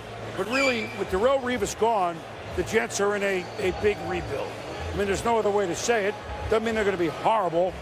The Jets now, you know, their best players are still guys drafted by Eric Mangini, like Nick Mangold, the Brickashaw Ferguson, but Revis was. Harris is still there, but what are they? Where are they going? But with 9 and 13, they can make a big statement, Mel. They have more needs than any team in the National Football League. I said all week they're a glorified expansion team, and I really believe that. They have basically gutted this team. New GM John Idzik is tearing it down. Now he's going to try to build it back up. It begins with picks 9 and 13. You have Dee Milliner, cornerback from Alabama, on the board. Darrelle Revis is gone. In could step Milliner. You have also a tight end like Tyler Eifert. Tight ends are so key to the success of NFL offenses this stage. You have to look at Tyler Eifert. Got a big problem at that spot. Chance Warmack, the second guard coming out of Alabama. He's available. A pass rusher like Jarvis Jones out of Georgia. He's still on the board. So even though some of the guys they may have targeted are gone, there's 4 guys that I just mentioned that would fill key need areas for the New York Jets, who, by the way, had 8 need areas as well. Where does Geno Smith? This is another team that could at least consider Geno Smith at 9 or 13. A lot of speculation right there, Mel.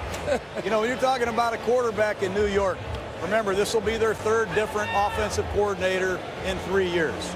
We're in New York. You know how it is when you're the quarterback of the Jets and things aren't going good.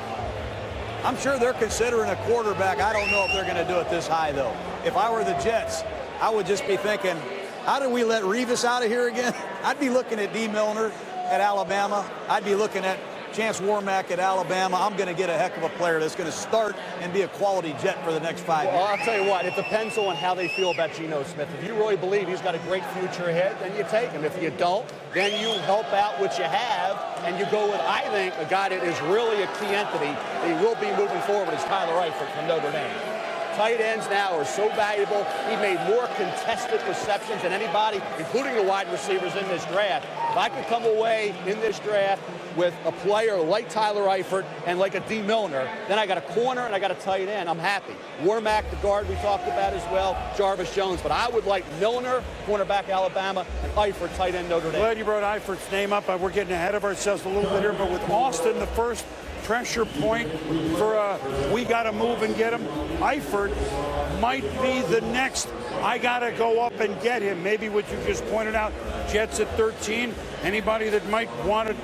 We haven't had a tight end go in the first round the 2 years before this, but if he's one of those guys, they have to go up to 12 or 11 to make the move. So that might be something to watch coming ahead. The Jets. Well, we had Joe Namath here. Maybe he's still got a couple throws in him. Maybe that'll help. They really are rebuilding everywhere, but wouldn't you think Milliner here? I mean, wouldn't you just, Revis out, wouldn't you think? Makes sense. Now, everybody talked this week about Dee Milliner's injuries, his surgeries. You talked to some teams, say, hey, we've known about it. It's not a big deal moving forward. Some were still a little concerned about it. Dee Milliner ran under 4.4. He's the same size as Darrelle Revis, similar 40 speed. Revis only had 2 more career interceptions than Milliner. Now, I do wish Milliner had better hands. I mean, they're just average. They're not great. I want a guy who takes advantage of a first down possibility, because if you don't intercept the ball on first down, they're going to hit a touchdown on second down. Very quickly, let's go up to Adam Schefter for maybe more on the noise. Boom, there's been a lot of injury questions on Dee Milliner, but the fact of the matter is that one coach in the NFL said he believes that Dee Milliner is the best defensive player in this draft by far, better than any Alabama defensive back that's been picked in recent years. And that includes Drake Kirkpatrick, Kareem Jackson, Mark Barron. And if Dee Milliner is the pick, the Jets would be coming up with a prize. Keep in mind, this could be a cornerback run. Jets could go cornerback, and the Tennessee Titans also could go cornerback. Boom.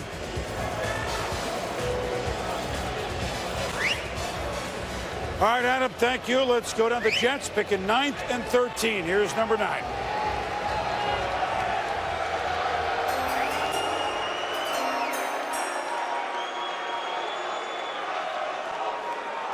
With the 9th pick in the 2013 NFL Draft, the New York Jets select Dee Milliner, defensive back, Alabama. I like that pick.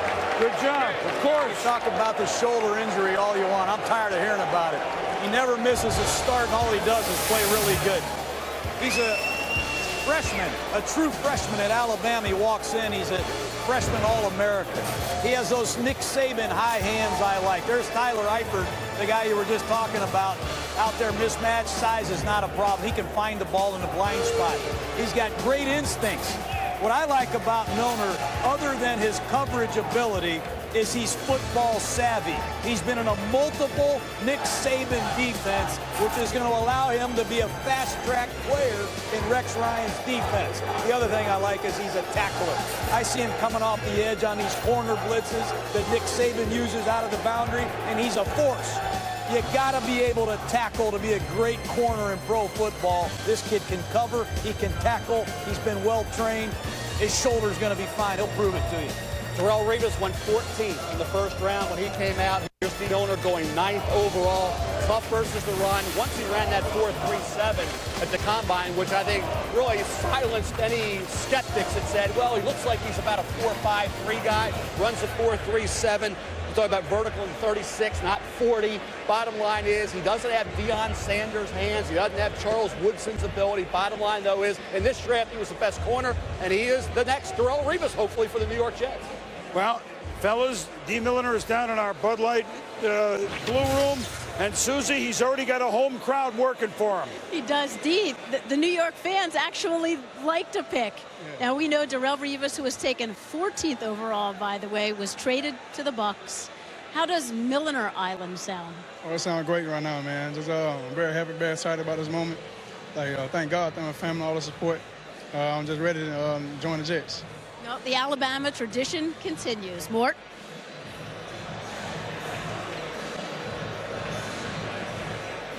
Play every day. And now we come to the Tennessee Titans. They might have taken Milner, but here they are. They're looking at a guy like Xavier Rhodes, a cornerback. But remember, Chance Warmack, the guard from Alabama, could have back-to-back players here. Mike Munchak, Hall of Fame guard. Bruce Matthews, their line coach, Hall of Fame offensive lineman, Boomer. All right, Mort, thank you. Well, we're into this thing a little over an hour. How do you like it so far? We return the Titans, the Chargers, and then there he is. We'll be back.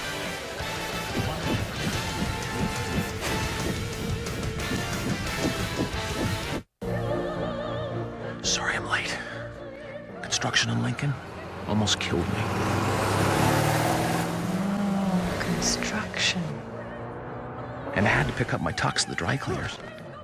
Right, the tux. And parking was impossible. You know how it gets here. Oh, sure, yeah. With side blind zone alert, head-up display, and modular seating, it's engineered to handle whatever life demands. Excuses. Introducing the new GMC Acadia. That's professional grade. Jaden Franco's having a giant party. Have you seen Michael Cera tonight? What's up, Brianna? Don't touch my bumper. Oh. What the?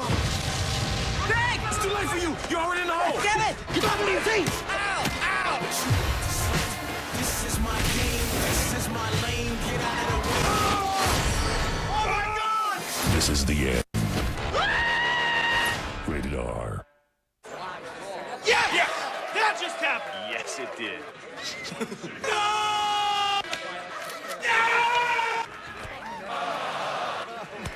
Yes! Yes! Yes! Yes! Yes! We did it! Yes, we did it! Yeah, we did it! Yeah, see you, bud. Later. Honey, who was that? Who, that guy? I don't know. Get caught up in the excitement. Buffalo Wild Wings. Wings, beer, sports. Hey, who's this? You gotta wash your body the manly way, and the freshness will follow you all through your day. It's literally following you everywhere. This could actually be a fairly serious problem. This is not good because he's probably ruining that person's body who he's operating on. This is way more freshness than anyone expected. New Old Spice bar soap, never leave your house again. Heads Up Football is a great program because it's how we want to block, tackle, and play the game of football with our head and our eyes up. The efforts of USA Football are critically important to make the game better. USA Football is establishing standards by which a person becomes certified to coach. Let's train them to be their very best. It's not just the coaches doing it. You yourself, you can be involved. If your league is not a Heads Up Football league, then you need to become one. Become a Heads Up Football League at usafootball.com. Back in New York, we've never had tackles go back-to-back to top the things, but we have Eric Fisher, Kansas City, Luke Joeckel, Jacksonville. Now, the 10th pick is Tennessee. Mel, who's your next group of best players? Well, you see the versatile defensive tackle from Florida, Sharrif Floyd, Star Lotulelei, Utah as well. We talked about the in-the-trenches draft this would be with Chance Warmack, the guard from Alabama, still there. I love Tyler Eifert, the ability he brings to an offense catching the football. Then you see Manti Te'o comes off the board probably somewhere between 19 and 32. And DJ Fluker, you talk about versatility, played right tackle, could be a guard, could even be a left tackle maybe in the National Football League. That's Mel's Best Available, brought to you by Holiday Inn Express. I don't know that much about football, but I stayed at a Holiday Inn Express last night and became Mel Kiper. So we have Tennessee, which is, now it is the Jake Locker show. I mean, it was him, but Hasselbeck played some. Matt is gone to back up Luck in Indianapolis. The backup quarterback is Ryan Fitzpatrick now, so it's Jake Locker's show. Mike Munchak, the Hall of Famer, is still the head coach, but the Titans are a team in search of some identity. They got Chris Johnson, who the second half of the year was good, but where are they going? New safeties. It's Jake Locker. Can he do it? And what does he need around him? I spent a lot of time with Tennessee in training camp and during the regular season. We had them on Monday Night Football.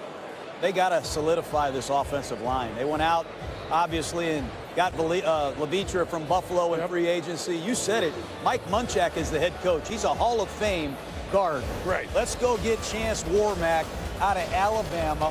Let's put him inside. Let's give ourselves a chance to evaluate Jake Locker. 11 different starters last year. It was like a injury ward when I watched the Tennessee Titans play last year. They have to address the interior of their offensive line, become more physical, feature Chris Johnson, let Jake Locker step up in the pocket and use some of these young receivers that they've drafted. What do you think about the defensive side? Your two defensive ends, Wimbley and Morgan, combined for 12.5 sacks. Problem is there's not a defensive end worth taking at this point. Could look at a corner. Altron Burner more a 3 than a 2. I think you look at the offensive line. He added Andy Levitra, great signing, underrated player, but you got a hole at the other guard spot. That's why Chance Warmack from Alabama has to be in the discussion. Now all of a sudden in a division where we figure, well, the Colts will be out of it for a couple of years, you're just looking up at Houston, not the case. Colts are back. Houston speaks for itself, 2 straight years in the playoffs.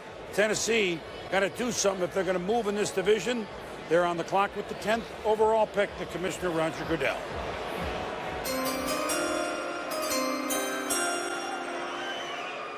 With the 10th pick in the 2013 NFL Draft, the Tennessee Titans select Chance Warmack, guard, Alabama. So 5 linemen in the top 10 picks. Hello. Alabama, roll tide. When you watch a Crimson Tide, I just discovered why Eddie Lacy, Mark Ingram, Trent Richardson make a lot of yards. And this kid has a lot to do with it. He's a thumper. I've seen him pull. I've seen him drive block. He's got good anchor strength inside. 40 starts at Alabama. He can flat out intimidate you. And if you don't like his 40-yard dash time, then don't time your guards at 40 yards. This kid's a football player. He's been durable. There's not a lot of flaws in Chance Warmack's game. Chris Johnson, Jake Locker like this a lot. I'll tell you what, you talk about a guy that was out there in terms of being durable. You think about the shoulder injury now, though, comes up. That's been an issue from the game situations, but there is a shoulder issue moving forward. Obviously, this didn't affect where he went. He still was a top 10 pick overall. But when you look at that pulling ability, John, forget that 5'4", 40. He doesn't play like he runs a 5'4", 9, but his ability to pull out and lead that back around the corner. They rushed for 350 yards against Georgia in the SEC championship game. He was responsible for that. First time since 1997, only one quarterback, wide receiver, or running back has gone in the top 10. We told you it was rectangles and squares in your Lego kit. That's what we got in this draft. The Chargers are up next, followed by the Raiders. AFC West time when we return to New York. You can find more music from The Heavy on iTunes.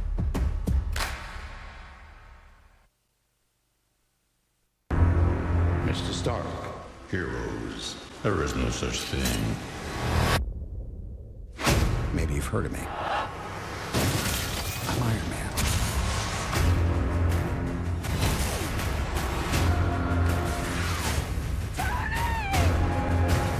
Okay. What's this? Iron Man 3, rated PG-13. Yes, my boy. Computers and IMAX 3D May 3rd. You may have to travel like this, but at Courtyard, you can stay like this and enjoy more of this and this. It's a new stay. Courtyard. Let's get the happier started earlier. Head over to Taco Bell for Happier Hour, where every day from 2 to 5 p.m., you can recharge with $1 grillers or any medium drink, each for just $1. With ESPN, the draft is wherever you are, on any screen. Get up-to-the-second insights using Draft Tracker and interact with the insiders you've come to trust. ESPN. Don't just watch the draft. Take it with you. The She's that way! Let's go! You have a reputation, Captain Cook. I have a reputation. We will not fit. Roll fit! Roll fit!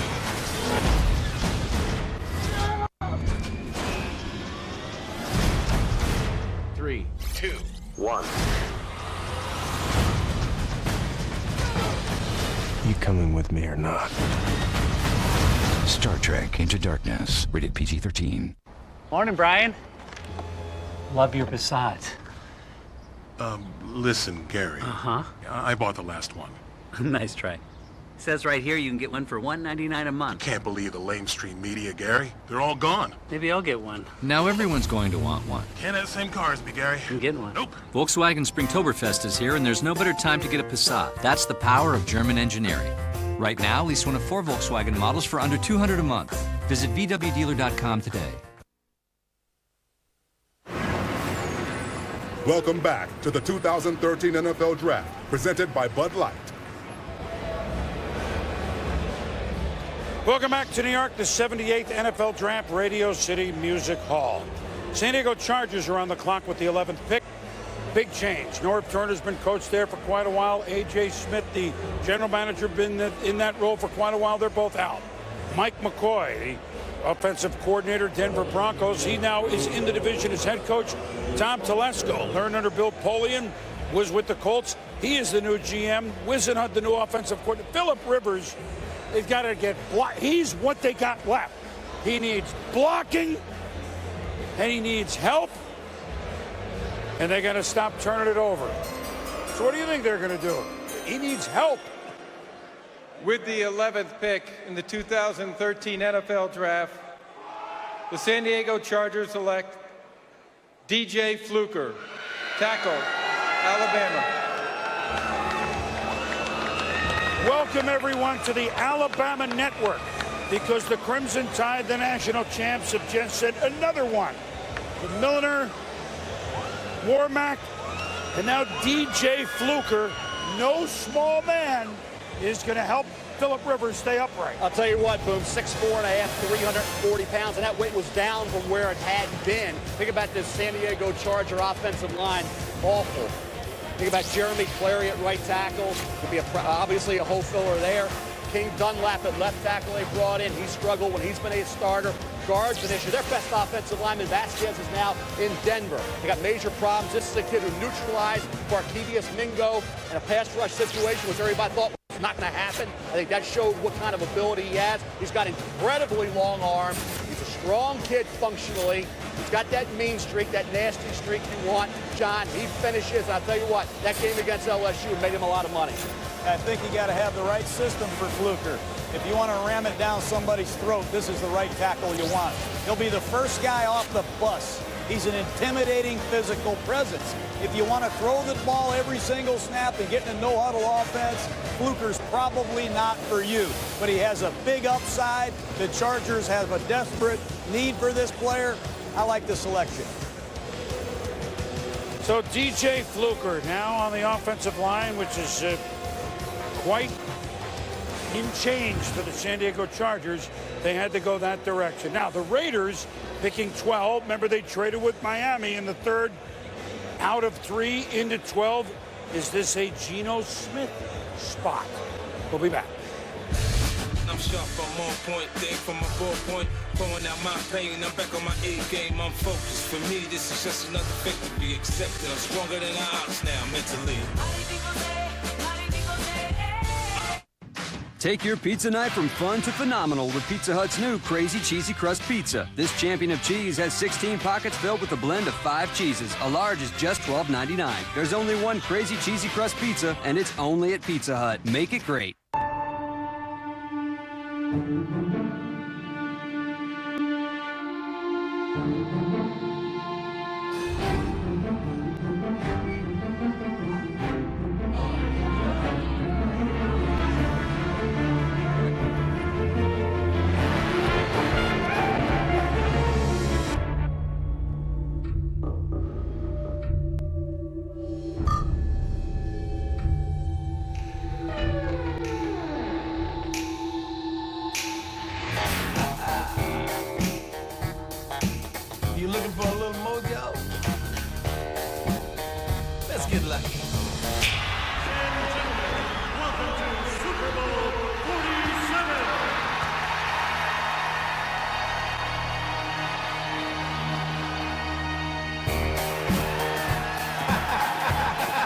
Bud Light, for fans who do whatever it takes. Here we go. As a quarterback, I know how it feels to be blindsided. But with the available safety systems in this Buick Verano, like side blind zone alert, now that's pass protection. And rear cross traffic alert. Hello. I feel like the whole team's protected me in here. If you don't know the innovative Verano, then you don't know Buick. Now get a 2-year experience Buick lease on a Verano with 2 years of Sirius XM, OnStar, and scheduled maintenance, all for one low monthly payment. The DVR's full again. Oh, you're kidding. Cable's more irritating than... I know. Cable makes me angrier than... We need to upgrade to DirecTV and get the new Genie. She gives you 3 times more storage than cable. You're right. DirecTV is more amazing than... Get 3 times more HD recording capacity with a new DirecTV Genie. Call 1-800-DirecTV. Take your pizza night from fun to phenomenal with Pizza Hut's new Crazy Cheesy Crust Pizza. This champion of cheese has 16 pockets filled with a blend of 5 cheeses. A large is just $12.99. There's only one Crazy Cheesy Crust Pizza, and it's only at Pizza Hut. Make it great. Welcome back to New York, everybody, as the draft is rolling. We've had trades, we've had offensive linemen galore, we've had 3 straight Crimson Tide players taken, and now Oakland is on the clock. They're on the clock at 3. They traded out with Miami, who selected Dion Jordan. The Raiders now pick in the first round and pick up a second-round pick, of which they had none. So now, the Oakland Raiders, we discussed them before. It's interesting, by the way. Mike McCoy, new head coach, San Diego. Dennis Allen, second-year head coach, Oakland. These guys were the 2 coordinators under John Fox, now coaching in the same division. I mean, you talk about trade secrets known back and forth. Just an aside, very interesting as you look ahead. But now Oakland, we've talked about what they got to do. Would they do a quarterback? Would they do Geno? Should they? I don't think so. I think Matt Flynn, we can argue with Matt Flynn whether he's the guy or isn't the guy, but they seem to feel they're going to move forward with Matt Flynn. You have 4 defensive tackles, Sharrif Floyd from Florida, Sheldon Richardson, Missouri, Star Lotulelei, Utah, and Sylvester Williams, North Carolina, all still on the board, as well as the fast-rising corner DJ Hayden from Houston. 2 biggest needs on this team, cornerback and defensive tackle. You got 4 defensive tackles and a fast-rising corner. I don't know how you go a different direction, John. They traded down once. Maybe they're going to trade down again. They need players. They need picks. They need a corner. There's no question about it. I think the room is split on DJ Hayden. He's got some issues with his health. People are concerned about that, Mel. Talk about it. Well, he had a heck of a year going at the University of Houston with the Cougars. Then that ruptured vein leading to the heart. It was a career-threatening injury. To survive that and come back and become a first-round draft choice again is amazing. You root for DJ Hayden. You hope he goes in round 1. Heck of a football player. But as John said, this is something that may concern a team or two. But he's right now in some team sports the second highest rated corner. So the Raiders 4-12 a year ago, try to rebound, as we said, in year 2 of GM Reggie McKenzie, who comes out of Green Bay, where they certainly knew how to build a team. So now the pick is up. The Raiders are up with the Jets up again, which means that'll bring the crowd back into the ball game. Pick is not there yet. So again, to recap, now he's there. Carson Palmer, remember, is now with Arizona, in case you weren't with us an hour ago when we recapped the Raiders. Now it's their turn. With the 12th pick in the 2013 NFL Draft, the Oakland Raiders select DJ Hayden, defensive back, Houston. Last night we were hearing that name to the Raiders, and we said, but they're picking 3. My goodness. So they targeted the player. They went down. They got a 2 for it. What do you guys think? You already outlined it, John. There's some Yay or nay? I love his ball skills. I think in this league, if you don't go and get and intercept the pass on first down, forget about it. They'll get a touchdown on second down. It's not the old days where run, throw on third, you drop a third down interception, then it's a punt. This kid's ball skills are very good. I think this is a kid who at 5'11 and a quarter, 191 pounds, you get the job done. Now, he's not the most aggressive corner in terms of run support, but his anticipation, the way he closes, his awareness and coverage in this league, John, I think he's well suited for today's NFL. Well, he's a former high school wide receiver, and I think he plays like it. He's a left corner. When you watch a Louisiana Tech film, I didn't see him tackle. That bothers me. You have to be able to tackle off the edge in pro football. That's the only concern, his health and his ability to tackle. Some more on the pick. Susie Colbert on DJ Hayden with the Raiders. And boom, this may be one of the best stories of the draft because Hayden is a medical miracle. It was just last November on the Houston practice field that Hayden took a knee to the chest, severing the vein, the back of his heart. It's the vein that carries blood from the lower half of the body. Now, it's usually associated with car wrecks, and it's considered 95% fatal. His surgeon described it as trying to stitch pieces of wet toilet paper back together. Now, typically, a patient would spend 6 weeks in the hospital. He spent 6 days, and 6 months later, he's a first-round draft pick. Now, he has been cleared medically, and last week he did a workout for at least 16 teams. When coaches asked him if he's afraid to get back out there again, he insists he has no fear. He just needs to take another hit. But coaches I talked to were concerned whether he could be the same player again, and there is no precedent for this. No one has ever seen anything like that, but clearly the Raiders believe. And a guy we can root for. As you described that, like putting toilet tissue back together. That's unbelievable. Clearly a guy you can root for. And now, for the second time, the Raiders have picked. The Jets are on the clock. At number 9, they picked Dee Milliner.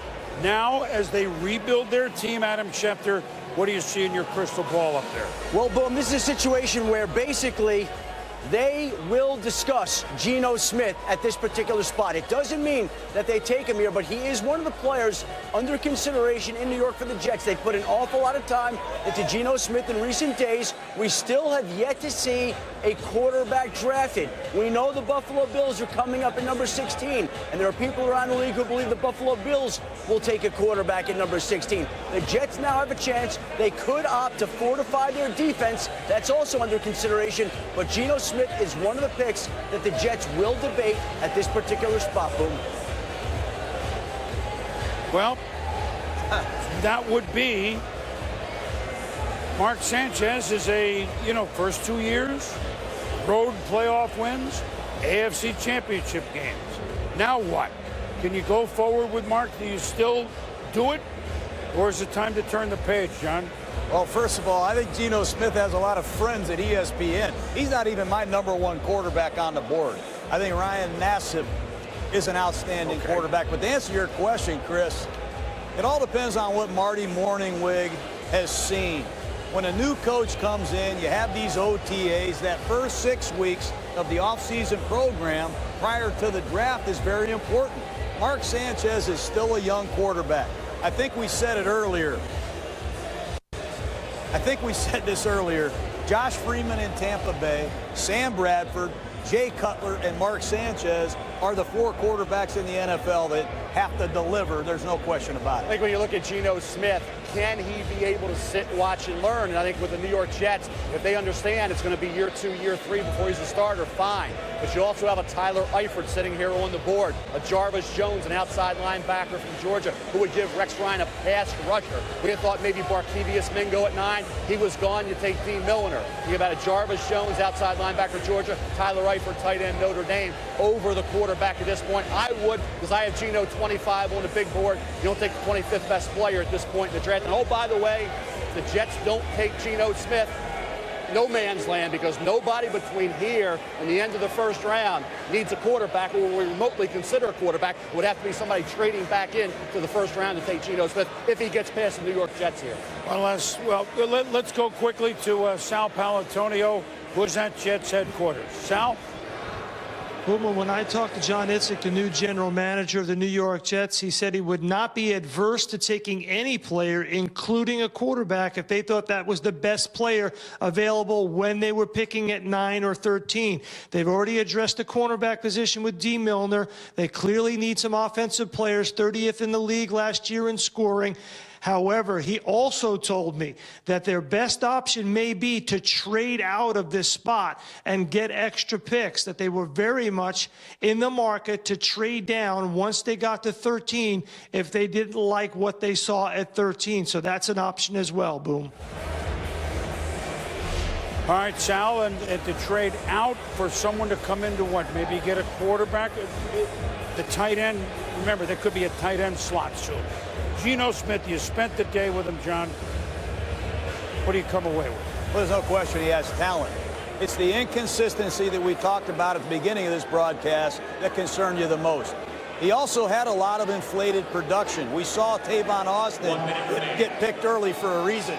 He had a lot of yardage on little tap passes and perimeter shovel passes. He lost his fundamentals late in the season. They got shell-shocked by Texas Tech, Kansas State in the bowl game against Syracuse. This was a 5-0 quarterback that slipped to 7-6, and he's taken a lot of the brunt for the failures they had in November and December. He's got to take better care of the ball. Over 30 fumbles.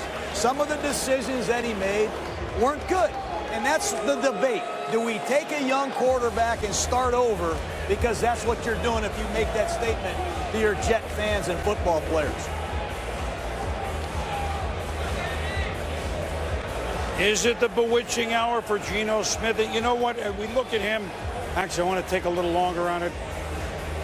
Will the Jets soon decide it's a new regime, at least with Morningweg, now with Rex? Tim Tebow, can we do something? That storybook season he had in Denver, he wins. Practice, he looks horrible. You put him in the field, he wins. Do something with him or let him go to a team that he might be able to help.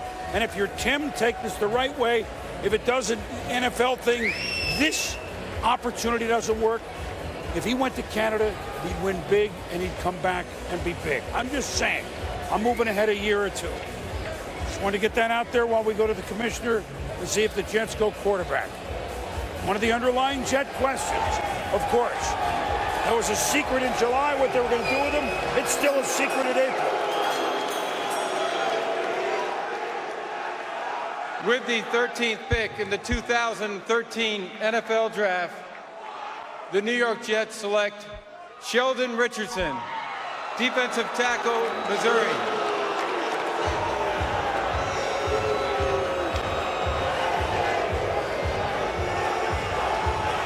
Well, Rex has taken Milliner and Richardson, defense to rebuild it. I thought he was a perfect 3 technique, John, going in. He's quick, he's explosive, he's got really long arms. He could be a 5 technique because he does have those long arms, and he's really a strong kid. Did 30 reps at the combine at 6'2½", 294 pounds, so he does provide some scheme versatility. Around a 5'0", 240, a kid who I thought this year flashed top 10 ability in the first round, John. You had some questions about how he projected in the NFL. I didn't. I think I was a little bit higher on him, John, than you were. I don't see him as a pure 3 technique. I do love the athleticism. Here's one of the one-hit wonders we talked about at the beginning of the first round. I didn't see him play at all 2 years ago. He played in junior college. This was his first year as a starter, first year where he had some production, and a lot of his production comes when he's a stand-up, pursuit effort player. I don't think he's a natural defensive tackle. He's got a long way to go, if you ask me. So these are what the Jets have done. So for Richardson, not that long ago, from the College of the Sequoias. They hope he plays like one in New York. From the Sequoias to the Big Apple, we'll be back. Introducing McDonald's new Premium McWrap. Gorgeous fresh vegetables and juicy, delicious chicken wrapped up in a warm tortilla. One bite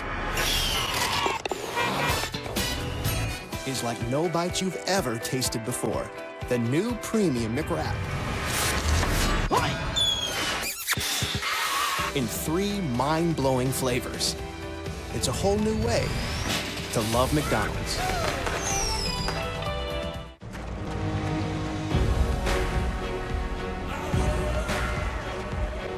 Our job is to make you better. One great innovation at a time. The next great athletic innovation isn't available just yet, but it's being built at Under Armour right now. I will. The NBA playoffs on ESPN. A champion will rise. Two storied franchises have their backs against the wall in pivotal Game 3s. Fires, knocks it down. Down 2-0 to rival New York. The Celtics make an emotional return home, desperate for a big win. Then, with the Spurs standing tall, can the Lakers fight their way back into the series? Knicks Celtics at 8 Eastern. Spurs Lakers at 10:30 tomorrow on ESPN. Great first gig. Let's go. Hey. Yep. Party! Aww. We are out of here.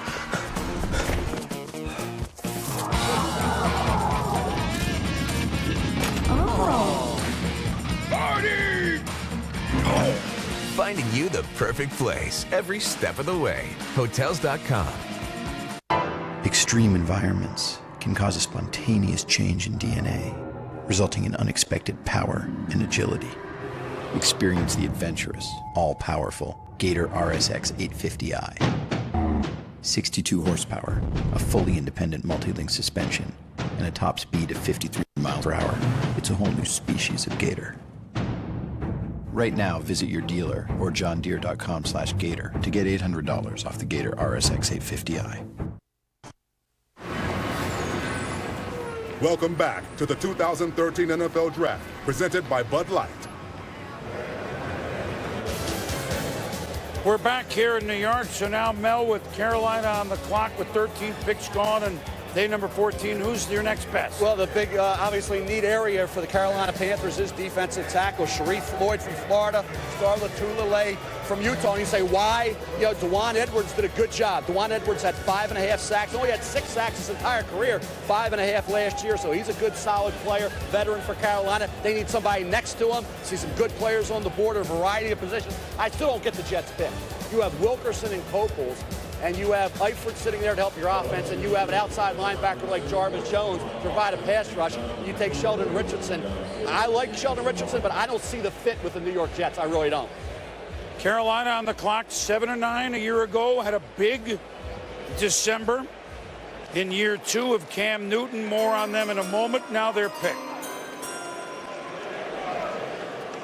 With the 14th pick in the 2013 NFL Draft, the Carolina Panthers select Star Lotulelei, defensive tackle, Utah. Well, here's another one which we can get right into, like you mentioned, Hayden. Here's another one with an eye-opening medical as he was being evaluated. Well, you think about Luke Joeckel and what he can do with Star Lotulelei there. Luke Joeckel, heck of a player, a tackling machine. Lotulelei is a guy, he is a space eater. He's the kind of guy that's that stay-at-home type defensive tackle, John. He's not going to give you a lot of pass rush, but he's strong, he's quick, he's a tough kid. I thought a very good player, John, but the pass rush wasn't there. But certainly to free up your linebackers and occupy, that's what he's going to do. Well, pass rush is a concern.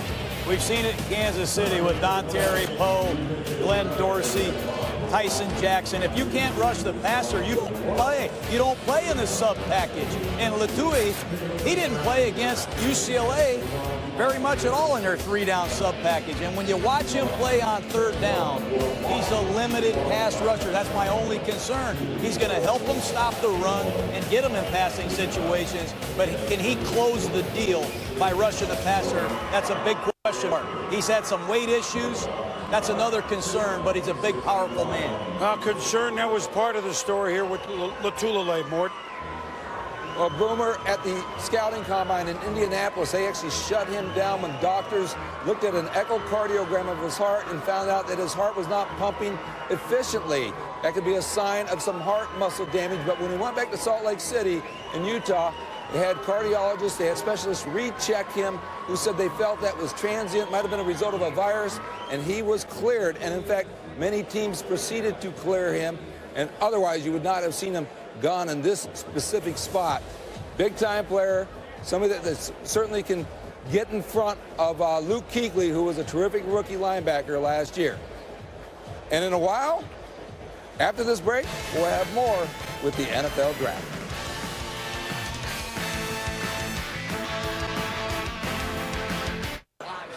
Yes! Yes! That just happened! Yes, it did.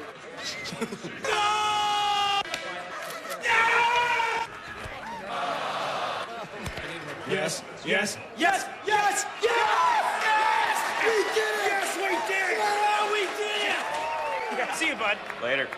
Honey, who was that? Who, that guy? I don't know.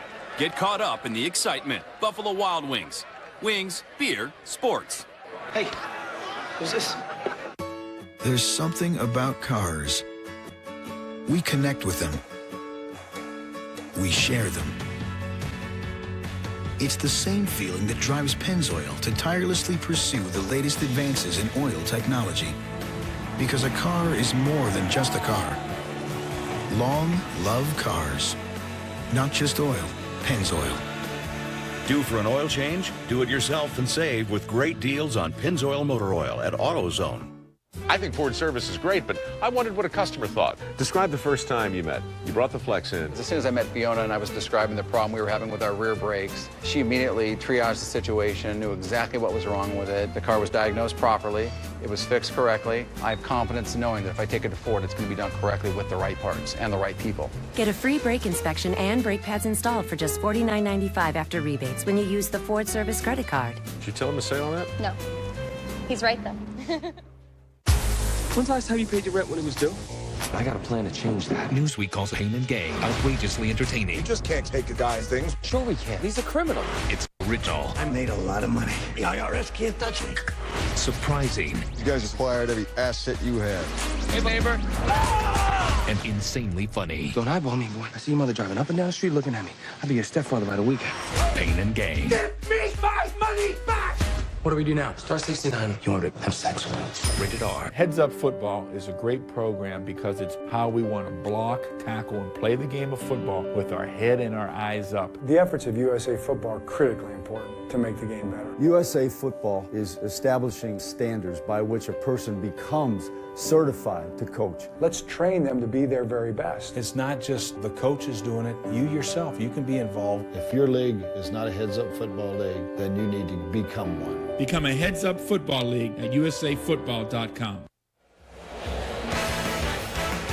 Welcome back, everybody, here to New York. So Carolina has selected Star Lotulelei, and the New Orleans Saints are back. Now, there are 8 new coaches in the NFL, but really, they're kind of 9, because last year, as we all know the story, Bountygate, Sean Payton could not coach the New Orleans Saints. He has won a Super Bowl with them. He's had quite a lot of success, but now he is back, reunited with Drew Brees in a division where Atlanta was very, very, very tough. In the Saints team, he gets back, gave up the most yards in the history of football. That's hard to give up 7,000 yards. I mean, that's hard. But here's Sean Payton, and so already the Saints, high expectations, and deservedly so. Still a good football team. They have a new defensive coordinator. Let's not forget that. Rob Ryan's going to run a 34 system. Jarvis Jones out of Georgia. The biggest mistake he made was working out. He didn't time out very well. But if you're looking for a productive pass rusher coming off the edge, maybe the Saints bring Jarvis Jones to New Orleans. A lot of sacks, 28 sacks last 2 years in the SEC. Ran that 4.9 40, and that was what really hurt his draft position. Moved him from a top 10 pick on down the line. So I think if you look at the New Orleans Saints, you need that attacking linebacker, good use of safety. Think about the offensive side of the ball, maybe an offensive tackle. But I think defense is where they have to go in this draft. 7,000 yards. I mean, really, you got to put a car in for an oil change when you drive it 7,000 yards. That was an impossible situation last year. Oh, I understand. Sean Payton leaves, Aaron Cromer, Joe Vitt, back to Cromer, Joe Vitt.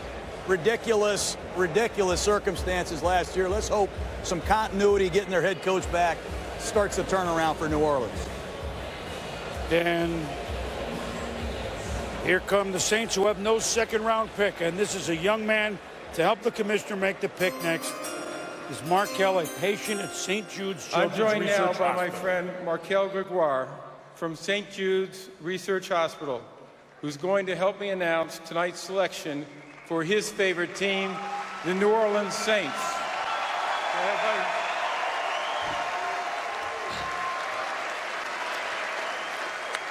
buddy. With the 15th pick in the 2013 NFL Draft, the New Orleans Saints select Kenny Vaccaro. Defensive back, Texas. As you heard the commissioner say, the young man, a patient at St. Jude's Children's Research Hospital whose work speaks for itself. He's battling a form of bone cancer. The NFL and St. Jude's Children's Research Hospital have teamed up to give all kids a chance to play 60 minutes. Kenny Vaccaro could do it at safety.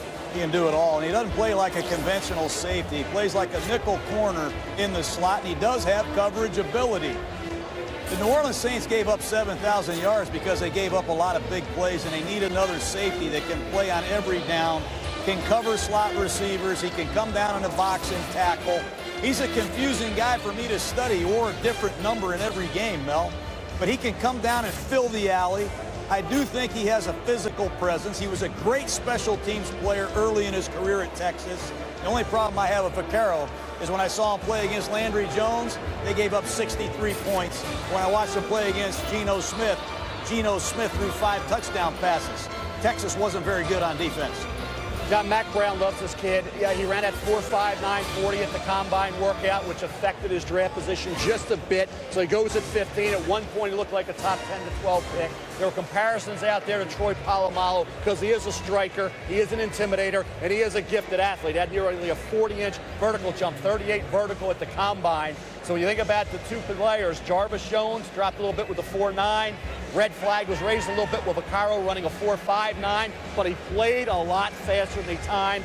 Jarvis Jones does, and Vaccaro does. The Saints probably got down to those two players, ended up with an impact safety in Kenny Vaccaro. So the Saints start with their defensive mode, and now the Bills. Remember, they made a trade with St. Louis earlier to move out of the 8th spot.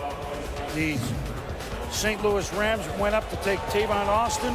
So now here are the Bills with the 16th pick. Now, their quarterbacks are Kevin Cobb and Tavares Jackson. Fitzy is now with Tennessee.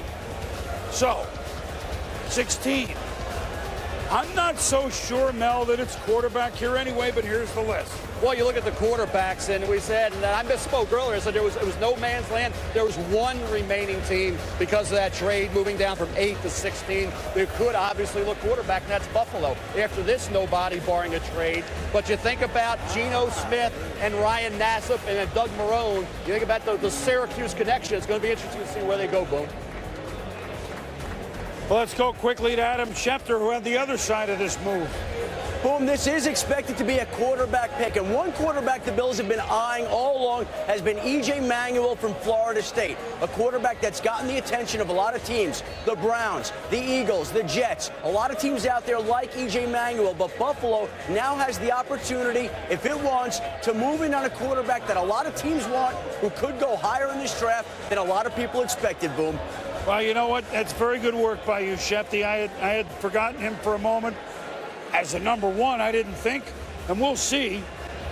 He could develop as a runner and a passer, and it would be odd that you pick a guy in the first round and say, I don't think he's going to start if this happens. I don't know. Bills need a quarterback and receiver are their two positions of need on offense, that's for sure. John, would you take the quarterback here? I think you look at the Syracuse dynamic. Ryan Nassib was Doug Marrone's quarterback at Syracuse. He won for Doug Marrone. He beat Geno Smith with 3 straight times.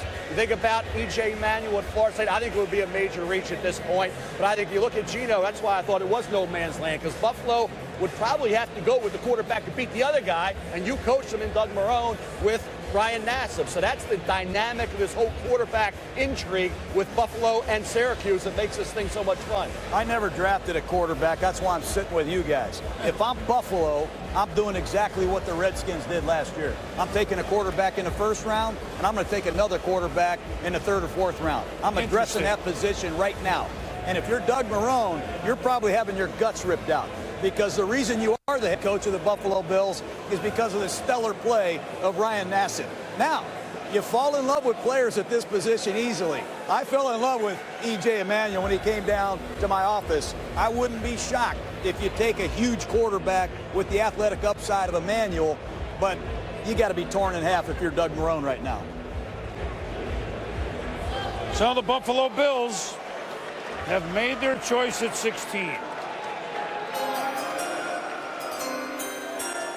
With the 16th pick in the 2013 NFL Draft, the Buffalo Bills select EJ Manuel, quarterback, Florida State. Now look, nobody had this. They did their homework, I know that. They did around the country twice studying these quarterbacks, and what you're getting is a 2-year starter. Remember, he backed up Christian Ponder, who was the 12th pick of the Minnesota Vikings. There's a charismatic vibe about EJ Manuel that you love. Does he throw the ball well enough to dominate? Probably not right now. But this kid can create with his legs. He has deep ball accuracy, and they let him go get it at Florida State. They won 12 games. They won the Orange Bowl. The kid's a natural-born leader. He's got to work on administering the protections. He's got to understand the game more completely, but he's a tireless worker.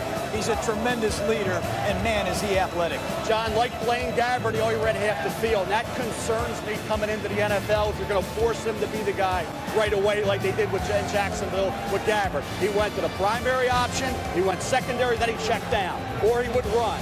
So he didn't go to his third or fourth guy in the progression. That bothers me a bit moving forward. I think you got to let him watch and learn. You can't force him in. He can handle the read option. He is 6'5", 237 pounds. He can run the 4.65 40. He is a great athlete, so he gives you that versatility. But as a passer, a thrower, a guy that can get the ball to those receivers and go through progressions, that concerns me if he's going to be a rookie starter in the NFL, John. Let me tell you, when you get a quarterback like this and you run a no-huddle offense and you have the threat of the option, I don't care what anybody tells me, it reduces the coverages that you see.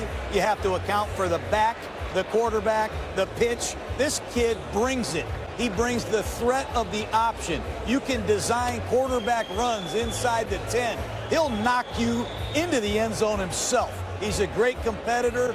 He's with the right guy. Doug Marrone can fast-track this kid, bring him along. While he learns, they can run some options and drive defenses nuts. Once upon a time, the Bills drafted a young man from Virginia Beach. They had pretty good success with him, Bruce Smith.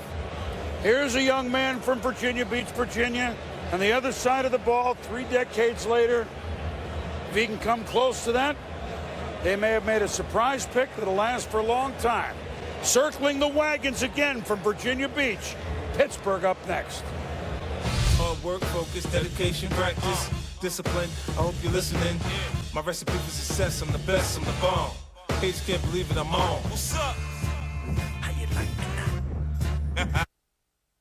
Extreme power, ultimate savings. Get both now at your Polaris dealer during the XP sales event. Rebates up to $1,000 and financing as low as 2.99% on the world's best power sports lineup. Incredible deals on hard-working Rangers, smooth-riding Sportsmen, and razor-sharp racers. Hurry to your local Polaris dealer for rebates up to $1,000 and financing as low as 2.99% during the Polaris XP sales event.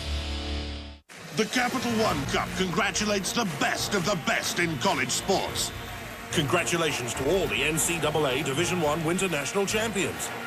These student athletes have laid it all on the line to bring honor and glory to their schools by winning valuable points towards the Capital One Cup. Follow your school and check the standings at CapitalOneCup.com to see who will win the Capital One Cup and be the best in college sports. Sorry I'm late. Construction on Lincoln almost killed me. Construction. And I had to pick up my tux at the dry cleaners. Right, the tux. And parking was impossible. You know how it gets here. Oh, sure, yeah. With side blind zone alert, head-up display, and modular seating, It's engineered to handle whatever life demands. Excuses, excuses. Introducing the new GMC Acadia. That's professional grade. Hey, we should make a Cool Ranch one of these. Hey, guys, they should do a Cool Ranch one. I just said that. So when is the Cool Ranch version coming out, homie? Not soon enough. I agree. You agree? I agree.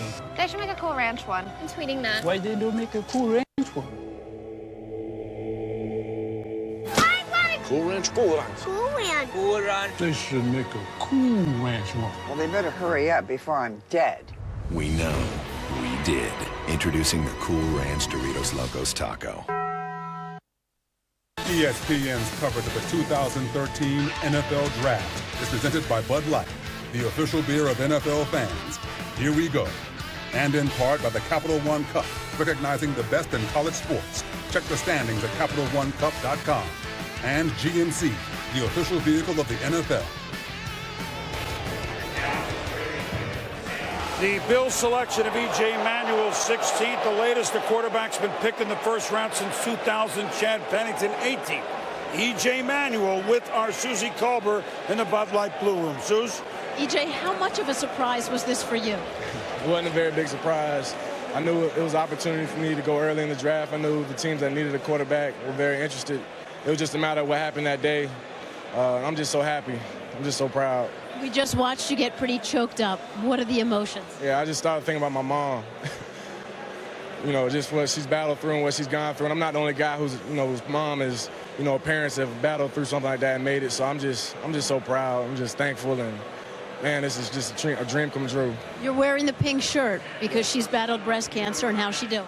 She's doing great. She's back there smiling, everybody's crying and all that kind of stuff. So she's been working for about 4 weeks, and she's getting interviewed action now, so this is great for her. But I'm just so proud to be a Buffalo Bill. Can't wait to get started and get working. Congratulations. Thank you.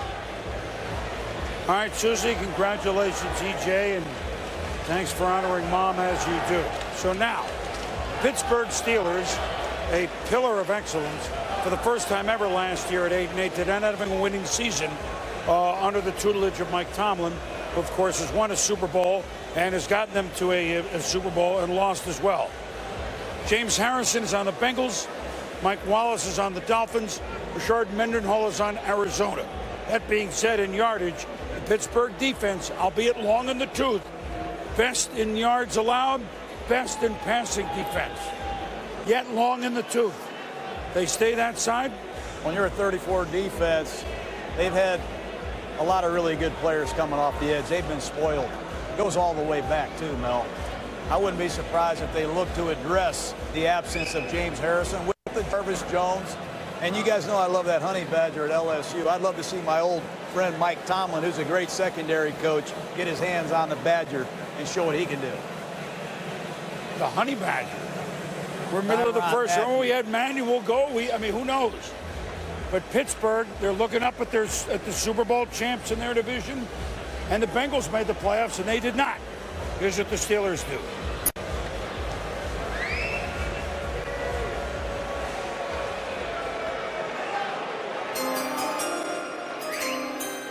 With the 17th pick in the 2013 NFL Draft, the Pittsburgh Steelers select Jarvis Jones, linebacker, Georgia.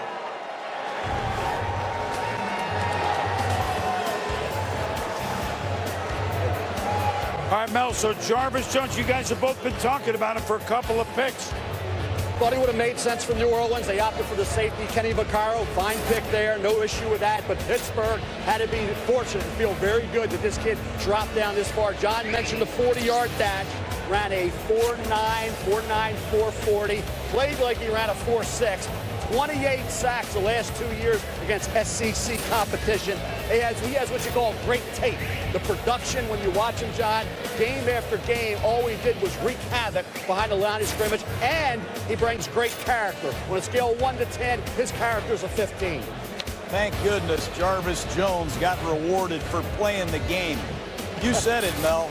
Size, speed, and the stenosis, the 3 S's, are the reason that Jarvis Jones slid a little bit in the draft, because from a production standpoint, it's not even close. Remember, James Harrison was an undrafted free agent out of Kent State. And Lamar Woodley wasn't a first-rounder either. He had some speed issues. This kid can play football. He's a Dick LeBeau type guy. Now, Dallas is next up. However, they've traded with the NFC champion San Francisco 49ers. They've traded first-round picks. The Niners are quick to the punch.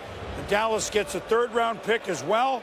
The Niners had the most picks in the draft, so they could do these things. They started with 13. Now here are the 49ers. The Dallas Cowboys have traded the 18th pick to the San Francisco 49ers. With the 18th pick in the 2013 NFL Draft, the San Francisco 49ers select Eric Reid, defensive back, LSU.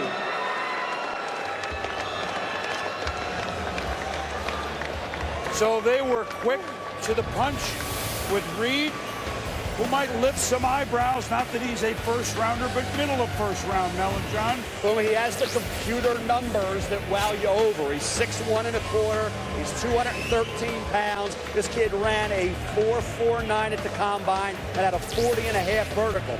They thought, and I thought, and everybody that surrounds the LSU program thought he'd be the next LaRon Landry early in his career. I don't think he ever developed into that. I thought he regressed just a bit this past year, but he is a guy who'll hit you. He shows some toughness. I thought he struggled some in coverage at times in the games I viewed. John, though, when you look at the need area the 49ers had, the fact that there was a lot of talk that maybe Cincinnati could look at Eric Reid at pick number 21. The 49ers have a ton of picks that allowed them to move up to get him. Well, they looked at his tape from 2 years ago. Remember when they had Matthew playing one corner and Morris Claiborne playing the other, Reid was a dominant player. He suffered this year without those two corners. 40.5-inch vertical jump. This kid's got a huge upside. I like this pick for the 49ers. Trent Baalke's as good as there is, general manager of the 49ers. Deshaun Goldson, remember, is on Tampa Bay. So we lost a safety. They need a safety. We got 13 picks.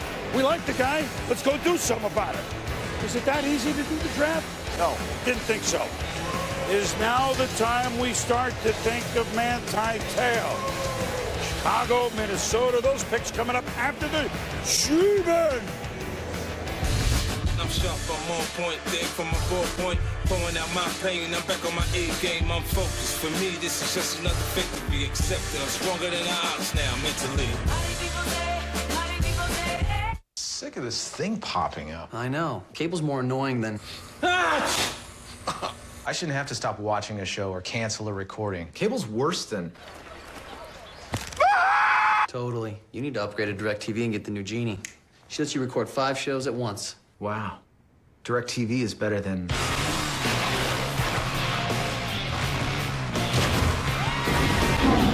Record 5 shows at once with the new DirecTV Genie. Call 1-800-DirecTV. Lunch will never be the same. The new DQ $5 lunch. You can get one of these 3 DQ classics, like the quarter-pound grill burger with cheese, add fries, a soft drink, and world-famous DQ Sundae. All that for just $5. It's lunch reinvented. Now relax. Let the chi flow from the inner Zhang Fu organs outwards as the needles open your meridians. Oh, it feels so good. I really thought the needles would hurt. So did I. I hate needles. That must make it hard to do what you do. Oh, not really. I deliver paninis. He's the acupuncturist. But I did stay at a Holiday Inn Express last night. Oh. Stay smart. Stay at a Holiday Inn Express. Yeah, I'm married. Doesn't matter. You do that for me? Really? Yeah, I'd like that. Who are you talking to? It's Jake from State Farm. Sounds like a really good deal. Jake from State Farm at 3 in the morning? Who is this? It's Jake from State Farm. What are you wearing, Jake from State Farm? Khakis. She sounds hideous. Well, she's a guy, so... Another reason more people stay with State Farm. Get to a better state. How does the new HTC One smartphone rate with our blue shirt? We asked Stephanie to beta test one. It's got some really cool new features, like Blink Feed, where I can see everything I care about on one screen. HTC Zoe is pretty amazing. My favorite part is taking a bunch of photos and video and combining them into one image. Check it out. The sound on this thing, booming. This is bad news for my old phone. Beta tested, blue shirt approved. Get the new HTC One at Best Buy, where you can choose any carrier, any phone, any plan, all in one place. Lunch will never be the same. The new DQ $5 lunch. You can get one of these 3 DQ classics, like the quarter-pound grill burger with cheese, add fries, a soft drink, and a world-famous DQ sundae. All that for just $5. It's lunch reinvented. Someday you'll be on top. Someday you'll be a national name. The path to that someday starts today. It doesn't matter if you're the first pick or the 75th pick. This is your moment to shine. It's time. I made it. This is the 2013 NFL Draft, presented by Bud Light. Welcome to the show. The draft is on.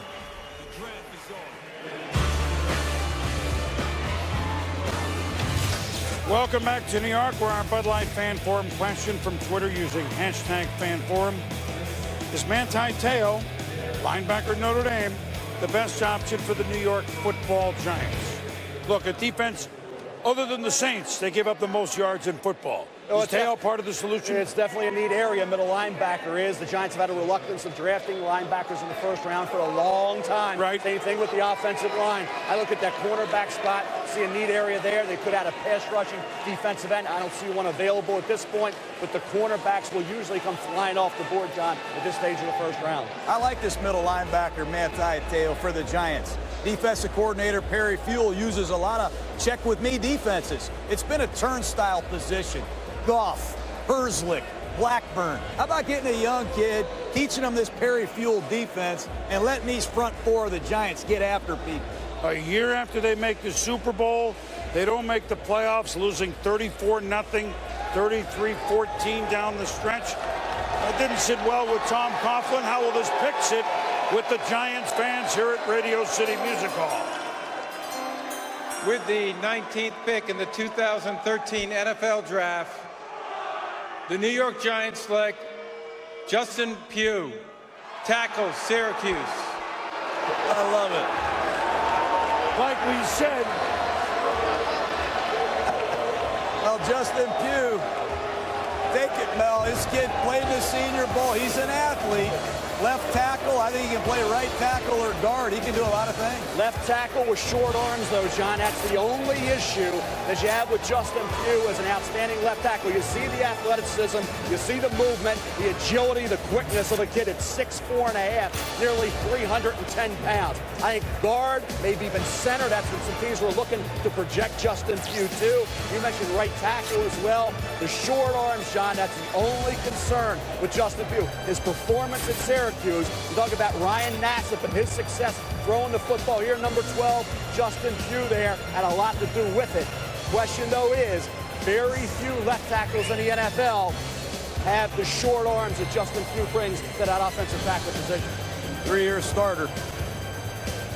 Versatile guy, and the Giants definitely needed. Deals had injury problems. They had a lot of injuries on their offensive line last year, and you can't play without big people that are versatile. Well, it's been a draft with all sorts of big people. So the Giants pick another tackle. It's been a offensive line draft. And now up the Chicago Bears. Mark Trestman, the new head coach. More on that in a moment. But the Bears, for the first time in a long time, Morton Adam, no Brian Urlacher on that very proud defense. What do we know? Well, you go first on the Bears. Well, thank you. Essentially, now that we've passed the Giants at 19, we've officially entered Manti Te'o territory. The Bears at 20 are one option. The Minnesota Vikings at 23 and 25 are two other options. Keep in mind that the Vikings have a tradition of drafting Notre Dame players with their second overall pick. They've done it each of the last 2 years. Harrison Smith, Kyle Rudolph, perhaps they could do it again, but clearly the Chicago Bears also have a need with Brian Urlacher having parted ways this offseason. And they had talked about Te'o possibly with the Giants, but listen, one thing, and speaking with Tom Coughlin recently, the head coach of the Giants, they wanted to address the trenches. He says when we've won our Super Bowls, we've been deep and strong on the offensive line and the defensive line, so it was going to be one of those type of guys. Yes, this guy has short arms, Justin Pugh of Syracuse. But all you do is see him block everybody. Compared to Marshall Yanda of the Baltimore Ravens, who moved down to guard, became a Pro Bowl guard. So the Giants were always going to address their trenches, and they've done that with Justin Pugh of Syracuse. Now we'll see what happens with Manti Te'o. All right, Morton, you know, Adam, some guys get accused of talking with both hands. He's talking with both phones. He's got him sitting right there, which, you know, so you know Shefty's on the case. Chicago Bears, I want to change something for a moment. Because remember, they were 7-1, and then, of course, the bottom fell out. They won 10 games, so I shouldn't say the bottom fell out, but didn't make the playoffs. And Lovie Smith's long and nice run in Chicago done. Mark Trestman, very talented offensive coach. I find him as one of the most intriguing new coaches, not only because it's 57 till he's finally gotten a chance, and you know him having worked with him, but he's been a head coach in the Canadian Football League with the Montreal Alouettes, where in his 5 years there, they won 2 Grey Cups. The championship, the Canadian Football League, been around longer than the NFL, by the way.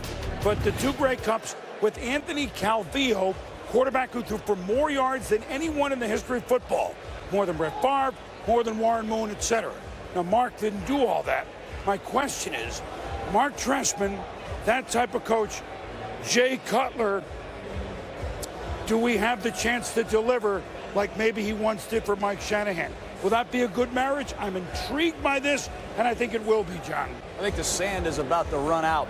We had Ron Turner, Mike Martz, Mike Tykes. Mark Trestman can relate to any quarterback. This marriage must work, but they need a tight end. They haven't completed a pass to the tight end since Mike Ditka was coaching the Bears. They could use Eifert from Notre Dame right here. Obviously, they have a hole at middle linebacker, but they brought in EJ Williams, an outstanding player from the Denver Broncos. I'd like to see Coach Trestman get this big tight end because he loves to use crazy formations. And when you use all these oddball formations, it's really strange when you have a big 6'6" tight end lined up at wide receiver. With Forte and Eifert and Brandon Marshall, now you're talking with Jay Cutler. And we said Jermon Bushrod comes in to be the left tackle. You need that third option, whether it's a tight end, receiver. Bennett comes over. He's not consistent. To me, when you think about Brandon Marshall and all those catches, and then your second guy is Alshon Jeffrey, and after that, you get nothing. You got very little. Bennett's had injury issues. Think about Devin Hester hasn't been a factor. There's really no third option. And Tyler Eifert is a guy, basically was a wide receiver, played tight end, blocked some. Bottom line is he's a tremendous pass-catching option with his size, his tremendous ball skills and hands, more contested receptions than any receiver or tight end in this draft. I think he's a steal. Tyler Eifert is at this point in the draft for anybody. Bears could use him. So could a number of teams from this point down. But he's the best player, one of the best players on the board, in my opinion, right now. I thought you were going to say they haven't completed a tight end, a pass to the tight end since Mike Ditka played for the Bears. That's where I thought you were going. But, I mean, they had Olsen there for a little bit. I'm just intrigued. I'm intrigued by Chip Kelly. Of course, we're intrigued by Andy Reid, with his track record. We're intrigued by Sean Payton being back. And then Mark Trestman. Of course, the only difference is, well, he'll get an extra down to complete a first down. I mean, that's a luxury. Canada's 3 downs to get 10. But he has NFL pedigree, which people have forgotten about, right, John? Well, Mark Trestman's coached at a lot of different places. Forget about Canada. Yeah, I know. And he's been on the Tampa Bay Buccaneers. He's been everywhere. Minnesota Vikings. Mark Trestman is an outstanding coach and a great person, but he's particularly good with quarterbacks. And he's also surrounded himself with an excellent coaching staff. Mel Tucker comes over from Jacksonville to run the defense. Aaron Cromer, the ex-New Orleans Saints offensive line coach and interim head coach, is the offensive coordinator. They've added some players in free agency. I don't think they have enough weapons to be a great pass offense yet. They need a tight end. They need to find a second receiver. And they have Forte, who's one of the great all-purpose runners in the NFL still. I like this team a lot. And if you think about Martellus Bennett, can you rely on him to be consistent week in and week out? I don't think so. Plus, you need 2 tight ends in this league. You think about what New England's done with Gronkowski and Hernandez. All I'll say for Jay Cutler is no more excuses. After now, you talk about if you add a piece like Eifert and you know what the coaching situation is, this is Jay Cutler's opportunity to step forward and do some great things. One other Bear note, Devin Hester. Send him back, return him punts where he can change the game around again. Here's the commissioner. With the 20th pick in the 2013 NFL Draft, the Chicago Bears select Kyle Long, guard, Oregon. Boy, wow. Okay, so if that name is familiar to you, you're right. Son of Hall of Famer Howie, brother of Chris Long, outstanding pass rusher, St. Louis Rams, but a different background than those guys, Mel. Limited background, but I'll tell you, a lot of people thought in the NFL he had the great feat to maybe be a left tackle. Technique, a problem, very raw, but he has the kind of skill set you want. Right now he's a waist bender, so he needs a lot of coaching, but this is a kid who's 6'6", 313 pounds. Think about it, his background, limited in terms of his position and the experience. He's a developmental prospect. They have a need, the Bears do at guard. It surprises me would pass on Eifert, but this is a guy right away, maybe asking too much, but the versatility and that mean streak, I think, intrigued a lot of people. I just haven't seen enough of them to have a comment. Not a big body of work, but I go back to Aaron Cromer, the new offensive coordinator and line coach. He obviously worked this kid out, spent a lot of time with him. Long has a football pedigree, and it's going to come in handy in this offense because they change plays a lot. So, Eifert is still there and also still there as we move to the Bengals at 21. Geno Smith, quarterback, West Virginia, still in the green. Today is a new day.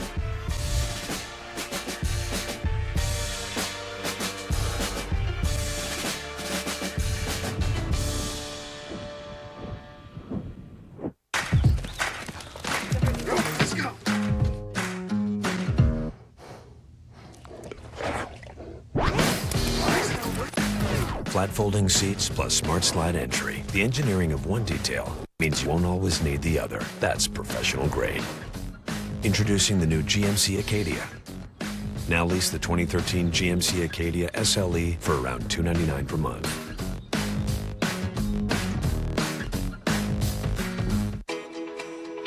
Scottrade knows our clients trade and invest their own way. With Scottrade Smart Text, I can quickly understand my charts and spend more time trading. Their quick trade bar lets my account follow me online, so I can react in real time. Plus, my local Scottrade office is there to help. Because they know I don't trade like everybody. I trade like me. I'm with Scottrade. Scottrade, voted best investment services company. The NBA playoffs on ESPN. Two storied franchises have their backs against the wall in pivotal Game 3s. Knicks Celtics at 8 Eastern. Spurs Lakers at 10:30. Tomorrow on ESPN. Oh yeah, spring is on. Right now. Time to get to Sears and get the Craftsman you crave. See why nobody beats Craftsman. Power on this mower, our first with push-button start. Or this Craftsman tractor with the tightest turning radius in its class. And how about this gas trimmer with 10-year shaft warranty? Now get the lowest prices on select Craftsman power lawn and garden. This is Craftsman. This is Sears. I'm just saying, why does the Enterprise get all the good missions? Here we go. On screen. I'm very sorry. I think I ran into you. It's space. You couldn't go around me? Don't worry. I have Esurance. Their modern tools let me customize my policy. Are you okay? Because you look a little banged up. Look pretty jacked up, man. Yeah. That's my face.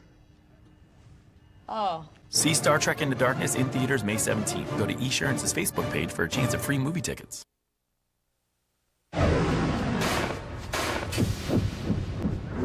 Aaron Rodgers will be solid. How far he drops is going to be the storyline of the day. We all expect to have a long wait at this point. Green Bay Packers select Aaron Rodgers, quarterback, California.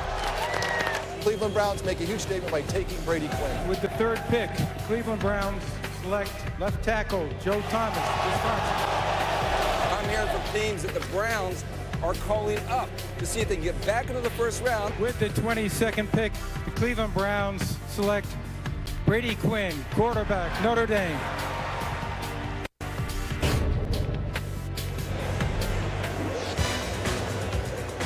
Two gentlemen, Mel, that had to wait a long time. We all remember those drafts, and now so do these fellas. They're all there, Boom. Geno, you think about when you get to this point in the draft, there wasn't any team that would consider a quarterback. It's going to have to be a trade back in, whether it's Geno Smith, whether it's Matt Barkley, any of these quarterbacks, if you want them, you got to go back in to get them because the teams that are slotted right now in round one have no interest in a starting quarterback, a developmental quarterback. They have other need areas. It's not the quarterback position. So now the Cincinnati Bengals are on the clock with 21. This is a team with Marvin Lewis that has been to the playoffs 3 of the last 4 years. Now just consider that for a moment. The Cincinnati Bengals are playoff perennials. Now they haven't won a playoff, but first things first, haven't won a playoff game since '90, but they've been in it. They won 7 of their last 8 regular season games. They made the playoffs from the division. Pittsburgh did not. Now what? I forget who the offensive coordinator is, by the way. With the 21st pick in the 2013 NFL Draft, the Cincinnati Bengals select Tyler Eifert, tight end, Notre Dame. I like this pick. All right, Mort, you get to tee it up. Interesting nugget right here. Most teams like to have a little fun the week leading up to the drafts and hold their own mock drafts internally. On Friday, the Bengals held their mock draft, and Tyler Eifert was there at this pick, and they took him right away, high-fived each other. I'm not sure they really thought it was going to happen, but rather than take a receiver, they've got Jermaine Gresham, who they love at tight end. Now they put Eifert there. They think that'll take the heat off A.J. Green, and they do love Mohamed Sanu, a wide receiver, coming off an injury. But in their mock draft, they got Tyler Eifert, and just now, Boomer, they got Tyler Eifert. Tyler Eifert won the Mackey Award, Mel, as the nation's best tight end. I've seen him play fullback, H-back. They line him up at wide receiver. He's got to be smart. He's very versatile. He's got some suddenness, excellent body control. This kid has a 35-inch vertical jump. His 6.92 3-cone was the best in the combine. I love the way he goes and gets the ball in a crowd. Functional after the catch. With Gresham and Eifert, they can drive defenses crazy with their 2 tight end sets. Remember, A.J. Green can dominate on the other side of the formation. Andy Dalton needed another weapon. You can isolate Eifert in the red zone. He can be a mismatch problem. I really like Tyler Eifert from Notre Dame. 140 receptions the last 3 years. A good positional blocker. I thought he improved in that area. He caught everything thrown his way. You talk about contested catches, one-handed catches, circus grabs. He made all those. I'm shocked Chicago didn't take him.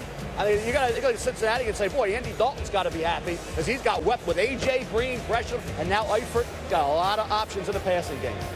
All right, let's go up to Adam Schefter. Schefter working this third phone, right? Well, Boom, we've seen a lot of trades in the first round. We're going to see another one here. The Atlanta Falcons are going to trade 3rd and 6th round picks to the St. Louis Rams for the right to move up. And there's been a lot of speculation that the Falcons would be moving up. They've wanted to upgrade the cornerback position all along. Remember that they got rid of Dante Robinson right before the start of free agency. And a lot of people around the league believe that they're going to target Desmond Trufant, the cornerback, as somebody to step in Atlanta. But they've made the move.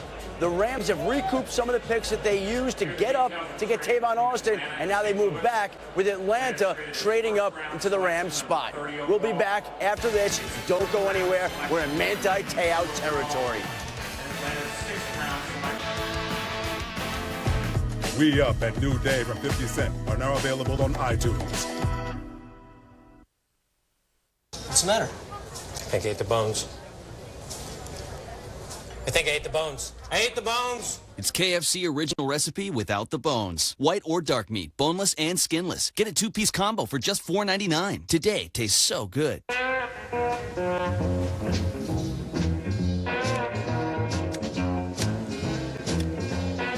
You've reached the age where giving up isn't who you are. This is the age of knowing how to make things happen. So why let erectile dysfunction get in your way? Talk to your doctor about Viagra. 20 million men already have.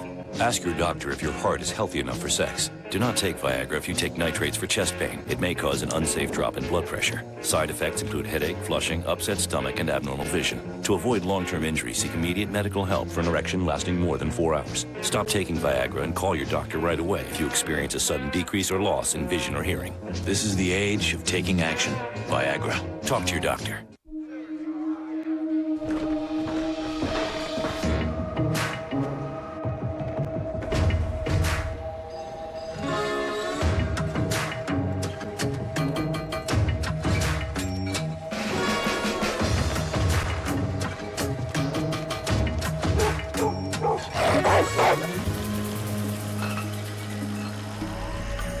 What do we have here? Hi. Do you do lucky chairs? Son, that's really not my thing.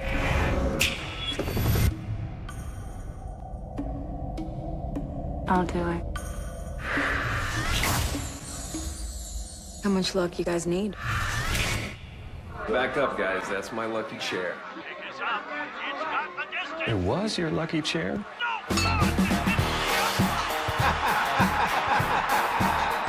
Bud Light, for fans who do whatever it takes. Here we go. And Edmund makes the best mashed potatoes. No, they're very good. I'm just saying I don't know that I'd put them in the elite category of mashed potatoes. Telling it like it is. It works better on the air. 5 in the elite QBs? You have to kick one out. For what, winning playoff game? Listen to ESPN Radio anywhere, anytime.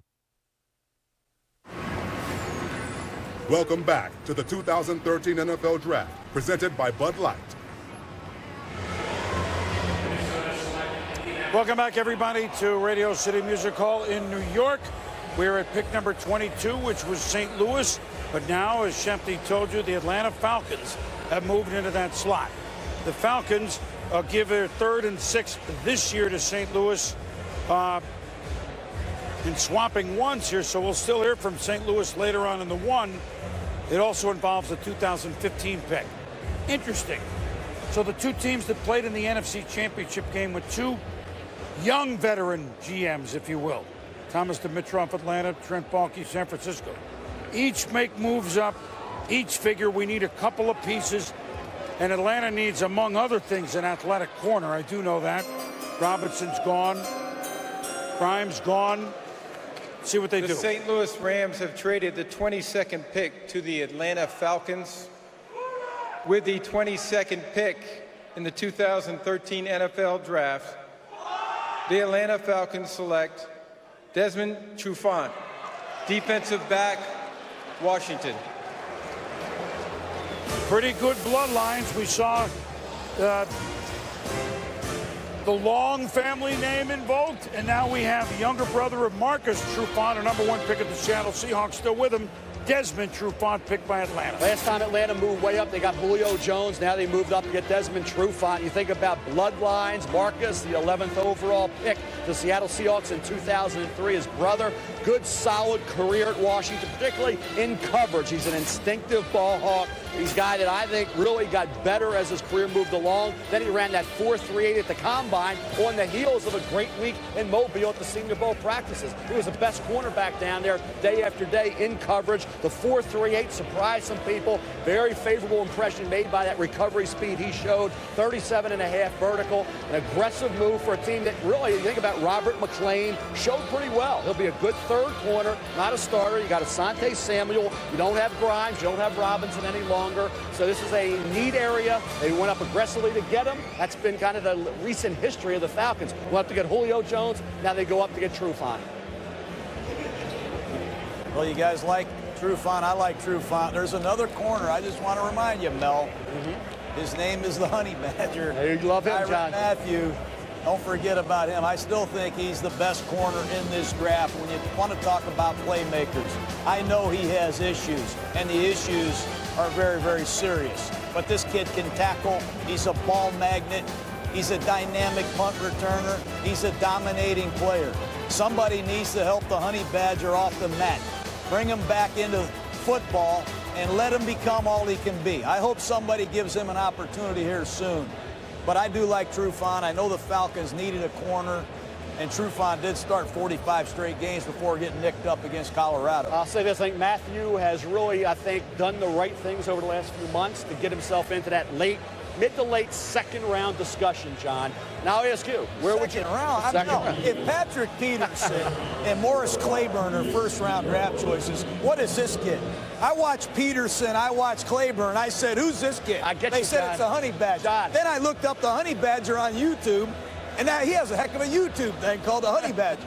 This kid's magnificent as a football player. Every secondary coach I talk to, they all say the Honey Badger. John, year of inactivity, off the field concerns. There's no way You said that about Janoris Jenkins last year, Mel. Who was the best corner pick last year? Where'd he go? Jeff Fisher got him in the second round. Where'd he go? Well, maybe Second people will round. do their homework and get it right this year and take the kid before he falls too long. 1 year Because does he's not. the best Remember, corner 1 in year the does not a career make for Jenkins. Let's see where he is 2-3 years from now.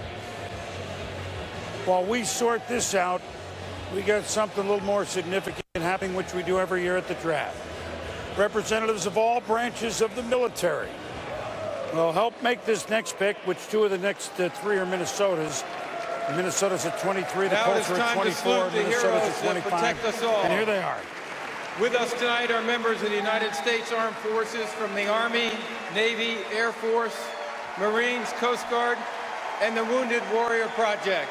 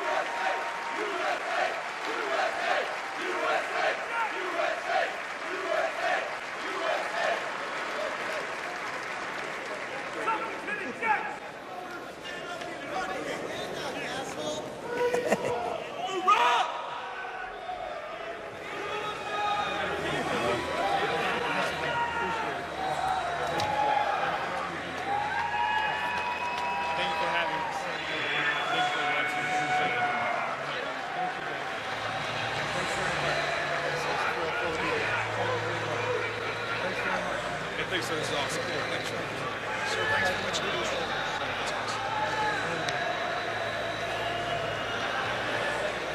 Hey, Mike, you ready to go?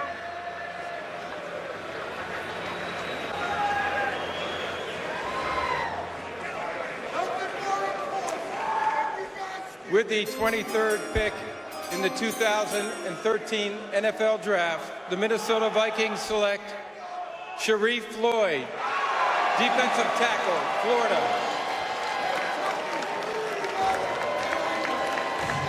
Interesting on a day that Pat Williams signs a one-day contract with the Vikes to retire.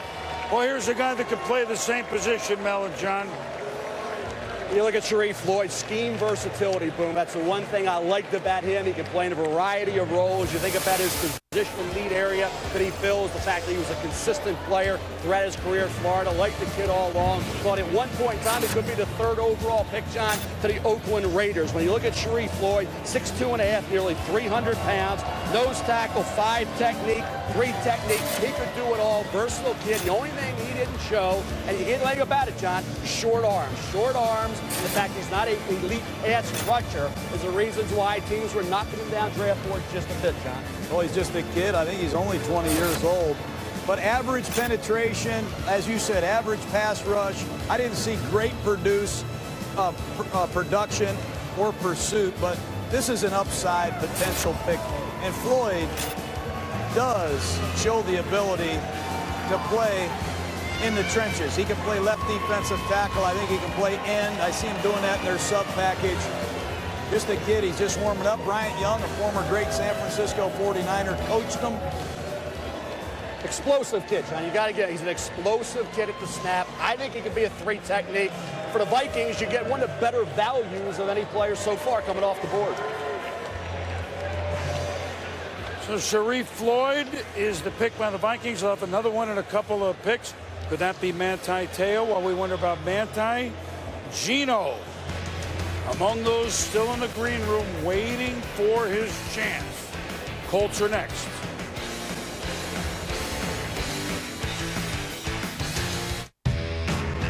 Let's get the happier started earlier. Head over to Taco Bell for Happier Hour, where every day from 2 to 5 p.m. you can recharge with $1 grillers or any medium drink, each for just $1. Dad's room looks great. Perfect. Thank you for making our home his home. Our home is his home. Behind every open heart is a story. Tell yours with my new Open Hearts family collection at K Jewelers. Every kiss begins with K. Unlimited is a beautiful thing. Because this spring, when you switch your number to Sprint, you can save $100 on any phone, which makes the Samsung Galaxy S3 free. Make the most of your new phone with truly unlimited data and 4G LTE. Or ask about our other options, including no contract plans. Now's the time to start fresh and switch to Sprint. Visit your Sprint store or Sprint.com today. Before Derek made their anniversary unforgettable. Before he ran to the butcher. Before he ran to the baker. Before he ran to the candlestick seller person maker. Thank you. Derek was in a bind, so he used Bank Amerideals from Bank of America to get cashback deals that made this anniversary one to remember. That's the romance of Bank Amerideals. That's Bank of America. I hate that cable only lets us record 2 shows at once. Me too. Cable's worse than... Not being able to record all our shows at once is more annoying than... We need to upgrade to DirecTV and get the new Genie. She lets you record 5 shows at once. I want DirecTV more than... Record 5 shows at once with the new DirecTV Genie. Call 1-800-DirecTV.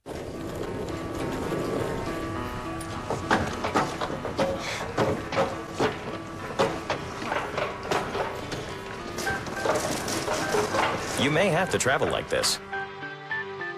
But at Courtyard, you can choose to stay like this. And enjoy more of this,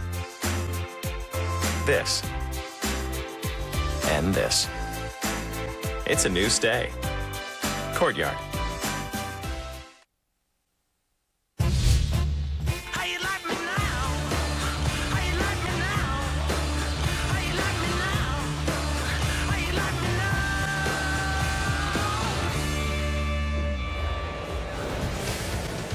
All right, we're back in New York. Mel, now what? I like Sylvester Williams. He's the last of the big 4. Floyd just went. You already had Lotulelei. You already had Sheldon Richardson. Sylvester Williams, a heck of a player. Love Manti Te'o. You think about Eddie Lacy, the top running back, thought he dropped well into the 20s. And there's the safety, Jonathan Cyprien, very underrated. And Monte Ball, you figure more early to mid-second round for him. And we're still waiting for Geno Smith and Matt Barkley because we're in no man's land right now. Unless the trade's made, none of these teams right now are thinking about a quarterback. I think the Colts could use a running back personally. They need a feature back. They have a new offensive coordinator, comes in from Stanford. That power gap running scheme. Maybe this is the time and place for Eddie Lacy. Was there a story better than the Colts last year? No. With the 24th pick in the 2013 NFL Draft, the Indianapolis Colts select Bjorn Werner, defensive end, Florida State. Well, we told you we had a young man from Ghana go earlier in the draft, and here's one from Germany by way of the Salisbury School in Connecticut. Mel had to get it in. One of the most productive players in college football. I see him as a left defensive end. Very aware, active, incredible factor grade. This kid batted down 16 passes. That's what J.J. Watt does. If you're a disinterested right tackle or a tight end that doesn't block, Werner will beat you up. High effort player. I love his motor. He did not test very well at the combine. He and Jarvis Jones from Georgia didn't pass the combine test, but when you watch tape, you feel some of these collisions, Mel.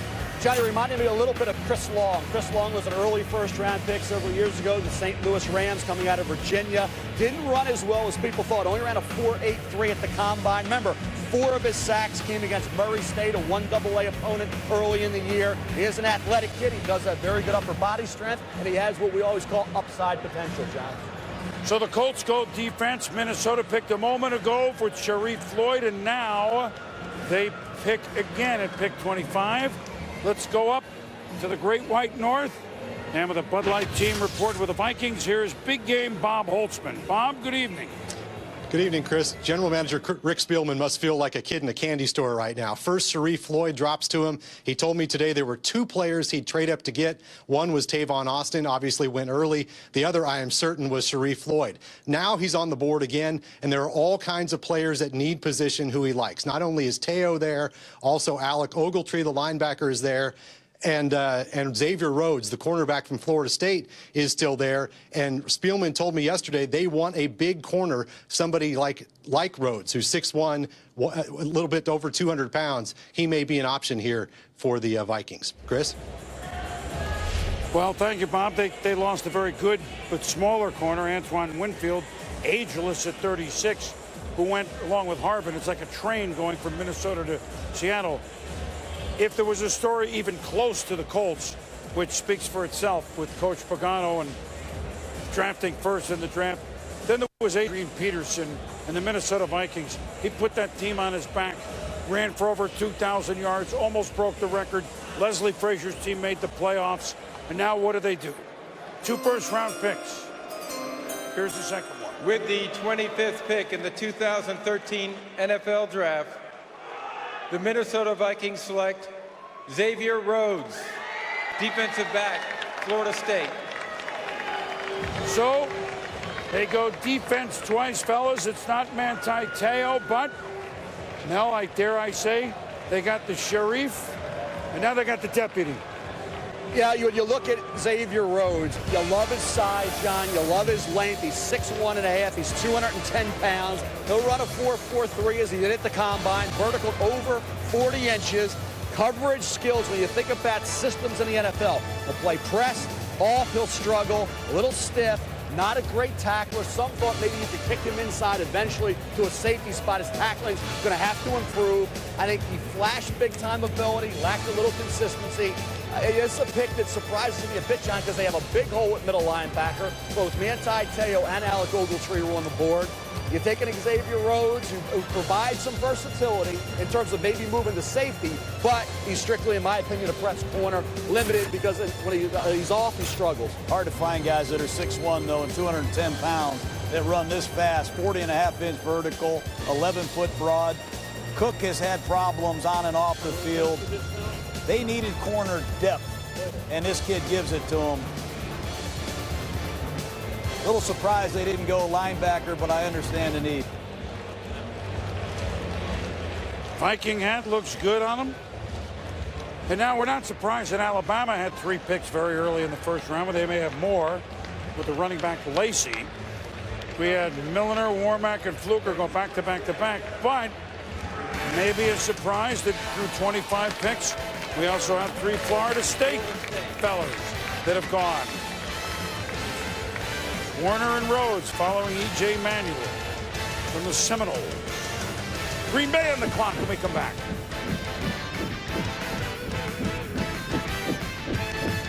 The Capital One Cup congratulates the best of the best in college sports. Congratulations to all the NCAA Division I Winter National Champions. These student athletes have laid it all on the line to bring honor and glory to their schools by winning valuable points towards the Capital One Cup. Follow your school and check the standings at CapitalOneCup.com to see who will win the Capital One Cup and be the best in college sports. Take your pizza night from fun to phenomenal with Pizza Hut's new Crazy Cheesy Crust Pizza. This champion of cheese has 16 pockets filled with a blend of 5 cheeses. A large is just $12.99. There's only one Crazy Cheesy Crust Pizza, and it's only at Pizza Hut. Make it great. The last 4 hours have seen one child fail to get to the air sickness bag in time. Another left his shoes on the plane. His shoes. And a third just simply doesn't want to be here. Until now. Until right booking now. Planet Earth's #1 accommodation site, Booking.com. Booking.yeah.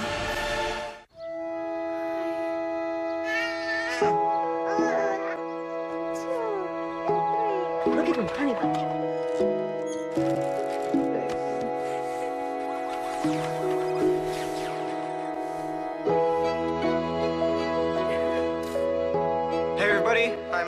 streaming live with a tour of my new place. Knowing you can still reach out. And now you've seen it. That's powerful.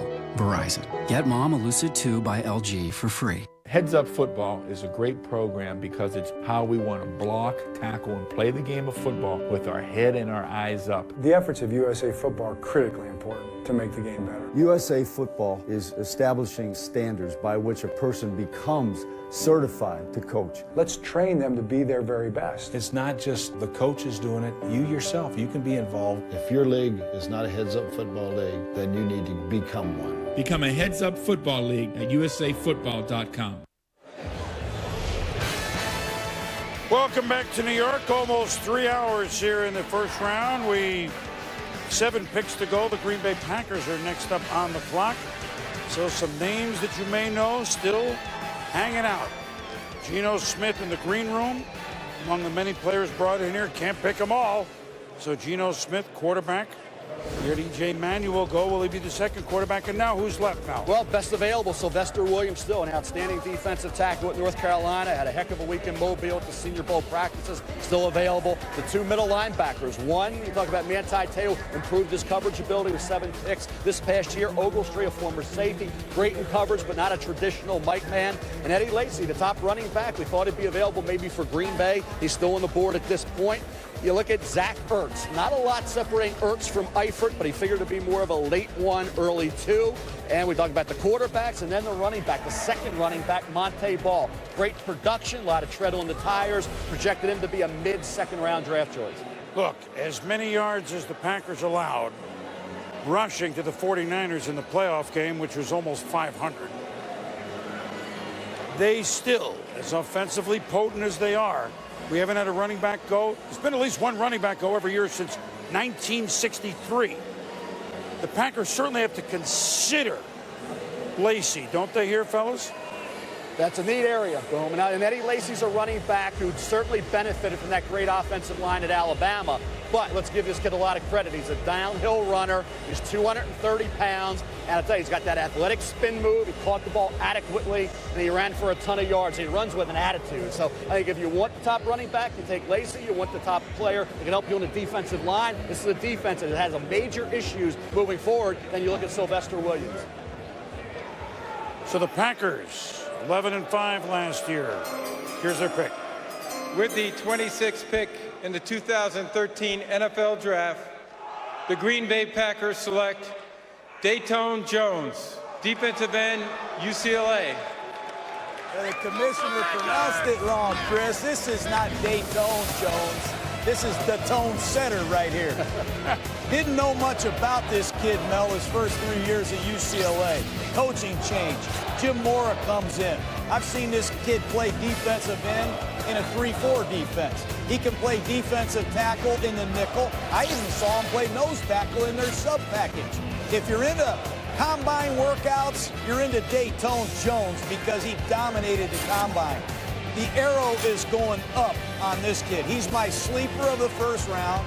He has NFL movement skills. He can block kicks. He has great position versatility, and he did an outstanding job, if you ask me, in the Senior Bowl. He can play on a tight end. He can play inside, and the Packers need a dominant inside defender. Good pick. 6.5 tackles for loss 2 years ago, 19.5 this past season. Jim Moore Jr. really allowed this kid to really step up. Whatever they did to motivate and get him in the right situation, it worked for Datone Jones. You think about a kid 6'4", 284, 29 reps. Great unblockable at the Senior Bowl practices. And for a Green Bay team, as I said, where Sylvester Williams or another guy like Jones, that defense at Green Bay has been a major issue moving forward. And now they get a kid who was very productive as a senior. You know, the smile is here because we talk and Coach gets on, we talk about these players.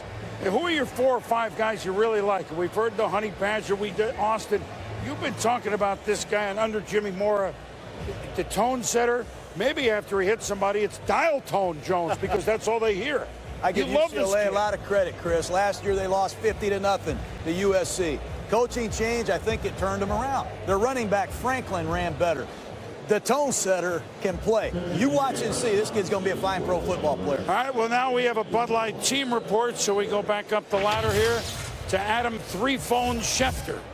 Well, thanks, Boom. We still have Geno Smith on the board. We still have Manti Te'o on the board at a spot when many people thought they wouldn't be on the board. But the Houston Texans are now on the clock. And keep in mind that when they lost their playoff game to the New England Patriots last year, their third-round pick, Devere Posey, tore his Achilles. He's going to start this season on the physically unable to perform list, which means he'll miss at least the first 6 weeks of this season. That means the Houston Texans are looking for a wide receiver. One of the wide receivers they could take a look at here is DeAndre Hopkins from Clemson, a man who was in the hotel room in Indianapolis that got dirtied up there at the time of the combine, that came under much scrutiny. Hopkins is a receiver that has gotten a lot of praise compared to Anquan Bolden, who went in the second round, has great hands, and is very competitive for the ball at the point of the attack.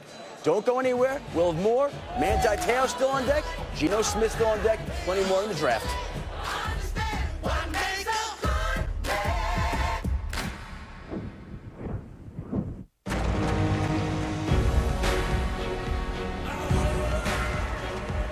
Our job is to make you better. One great innovation at a time. The next great athletic innovation isn't available just yet, but it's being built at Under Armour right now. I will. Yeah! Yeah! That just happened! Yes, it did. No!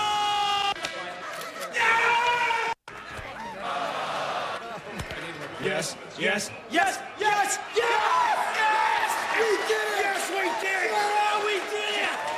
Yeah, see you, bud. Later. Honey, who was that? Who, that guy? I don't know.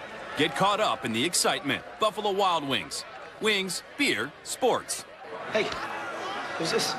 The DVR's full again. Oh, you're kidding. Cable's more irritating than... I know. Cable makes me angrier than... We need to upgrade to DirecTV and get the new Genie. She gives you 3 times more storage than cable. You're right. DirecTV is more amazing than... Get 3 times more HD recording capacity with a new DirecTV Genie. Call 1-800-DirecTV. Everybody has different investment objectives, ideas, goals, appetite for risk. You can't say one size fits all. It doesn't. That's crazy. We're all totally different. iShares Core, ETF building blocks for your personalized portfolio. Find out why 9 out of 10 large professional investors choose iShares for their ETFs. iShares by BlackRock. Call 1-800-iShares for a prospectus, which includes investment objectives, risks, charges, and expenses. Read and consider it carefully before investing. Risk includes possible loss of principal.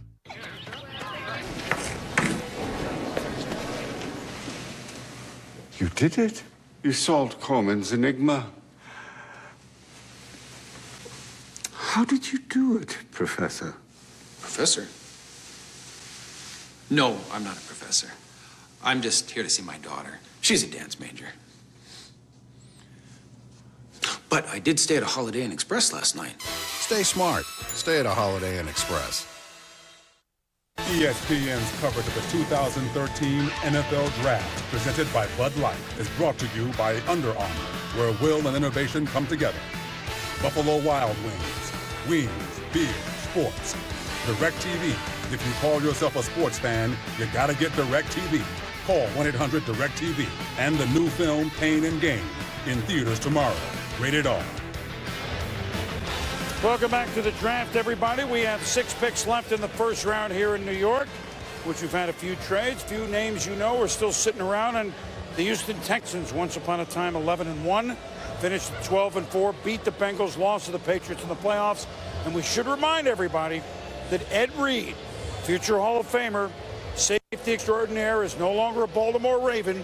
He's a Houston Texan. Shane Leckler, a great player, punter, he's a Texan. J.J. Watt comes off a year in which he was Defensive Player of the Year. You heard Shefty talk a little bit about receiving. Arian Foster ran for 1,400 yards. Andre Johnson caught balls for almost 1,600. Again, a team that's now established itself as a contender because 2 straight playoffs after never making it. Ed Reid and Watt are the steps they need to make the hump to get over the Ravens and the Patriots of the world? I'd say wide receiver. You know, Devere Posey's injury late. You think about Andre Johnson now, and they need somebody else to help him out and step forward, help out Matt Schaub and Arian Foster. You think about this wide receiver position. Well, who's available? DeAndre Nuke Hopkins from Clemson, Robert Woods, USC, Cordarrelle Patterson from Tennessee. So the wide receivers are still there. It could be intriguing to a team that I think desperately needs a jolt at that spot. They need an influx of talent at that wide receiver position. You think about great hands. Woods has great hands. So does Hopkins. Patterson's raw, but a freakish talent in terms of athletic ability. So some intriguing wideouts there for Houston right now. And I think they could use another corner. When Jonathan Joseph got hurt last year, this was not the same team. Wade Phillips likes to play man-to-man coverage and rush 5. Loves to create one-on-ones for J.J. Watt. When you do that, you play man-to-man. You need corners. I wouldn't be surprised if they go there either. Houston has made their pick. Denver coming up next. Here are the Texans.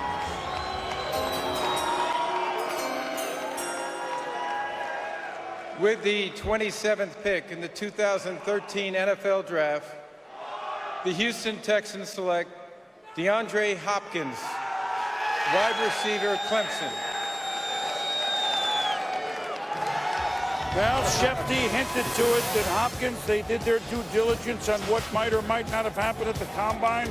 Here he is, John. A lot of production, Chris. 82 catches, 1,400 yards, had 18 touchdowns. And he ripped people in bowl games. Ask LSU and ask West Virginia what he did to them in the Orange Bowl.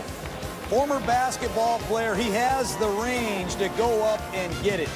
Pretty solid after the catch. The big question I have on Hopkins is, does this style of offense translate to the NFL? Obviously, Gary Kubiak did his homework. He knows receivers. He likes big guys that can go inside and get it and go down the field and be acrobatic.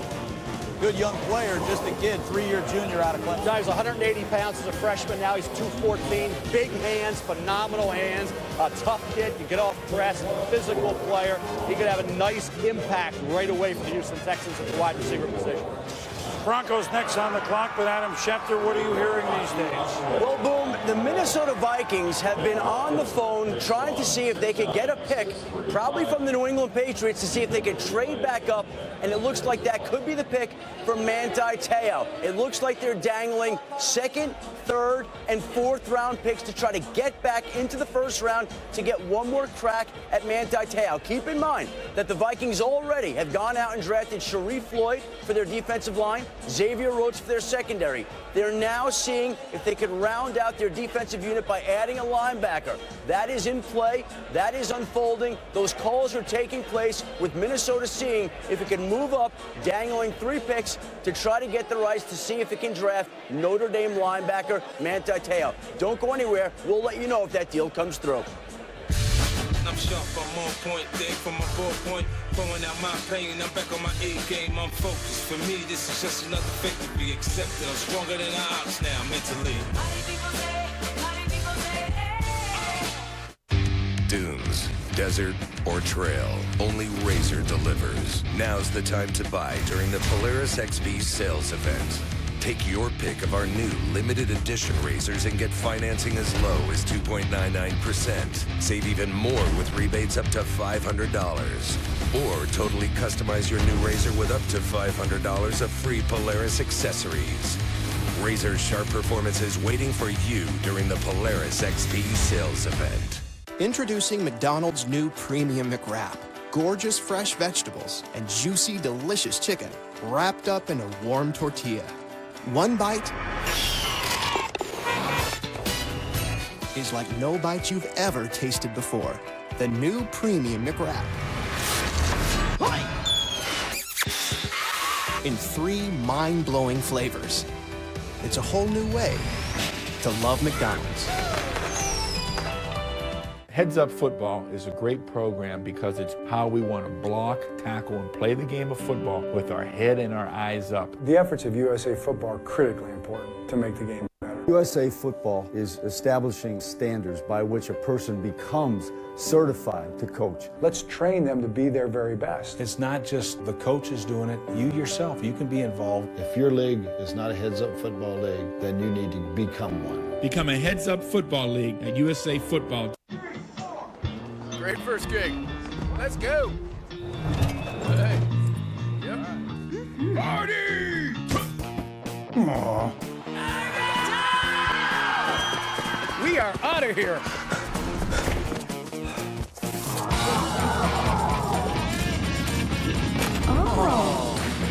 Party! Finding you the perfect place every step of the way. Hotels.com.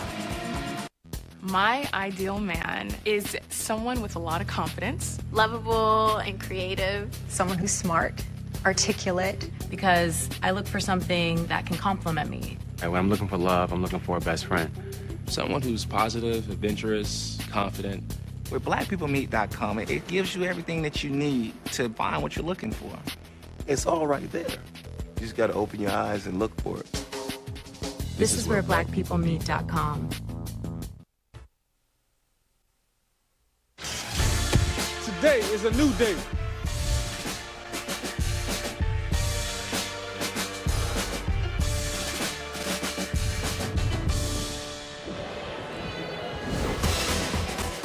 Five picks left, Mel and John, here in the first round in New York. Again, a review of the names. It's getting late in the East. Some might just be getting in. Who might we see these last 5 picks? Productive players, Boom. And I think that's what you get with Williams, Teo, Ogletree, and Lacey. Patterson, not as much.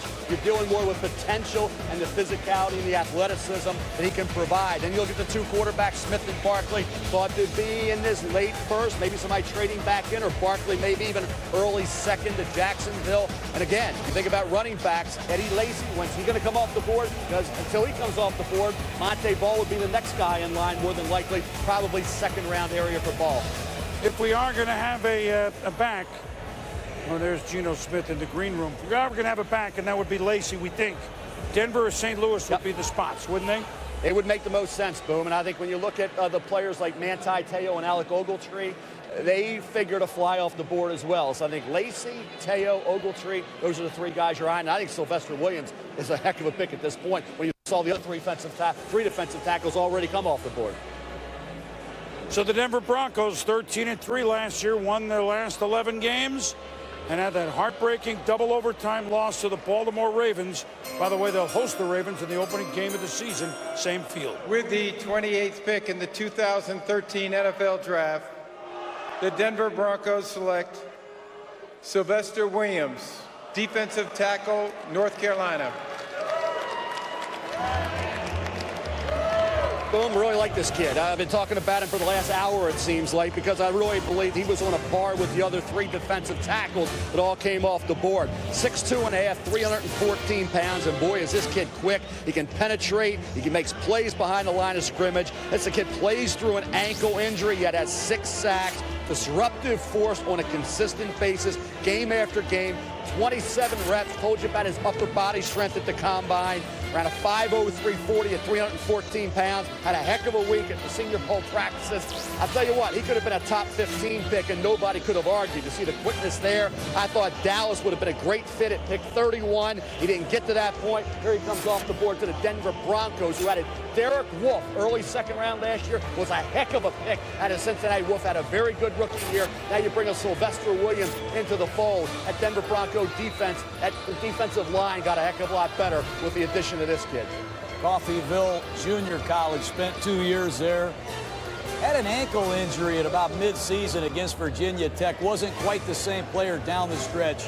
But everybody at North Carolina will tell you, hard-working kid, high motor, position versatility. John Fox, defensive head coach, he likes these big monsters. Just a reminder, Elvis Dumerville no longer a Bronco. He's a Raven. Wes Welker is a new Bronco for Peyton Manning to throw to. He is no longer a Patriot or on the clock. Are they working with Minnesota on a deal, or are they working on their own choice? We'll be back.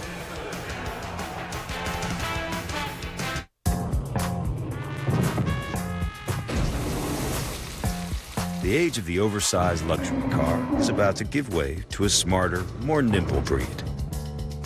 Introducing the all-new Buick Encore. With evolved features like flexible seating for 5 and IntelliLink. Clearly, the next big thing in luxury is small. Kick things up a notch. Try the low-fat Subway Smokehouse Barbecue Chicken. Tender pulled chicken in a smoky sweet barbecue sauce. Smokes the competition. Smoky sweet, let's eat. That was a good one, though, right? Subway, the official training restaurant of Mike Trout and athletes everywhere. Hon, gonna go mow the lawn. Okay. I thought you were gonna... Done. Is it some strange phenomenon?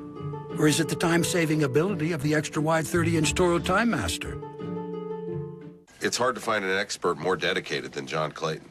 He's the consummate pro. We'll see how the 4-3 and the cover 3 work together. John Clayton with the latest. Thanks, Dan. Take care. From the NFL, who brings answers to $100 million question, rejuvenated Alex Smith talks about And whenever we need a brilliant insight, he's available at the drop of a hat.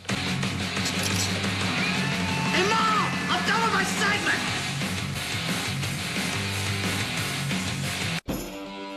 We build things that work the way you wish they would. Like a front-end loader you can detach from your seat. Or a mower deck you just drive over. And cut through knee-deep grass no problem. Yep, we thought the same thing you did. That's why we build them this way. That's how we run.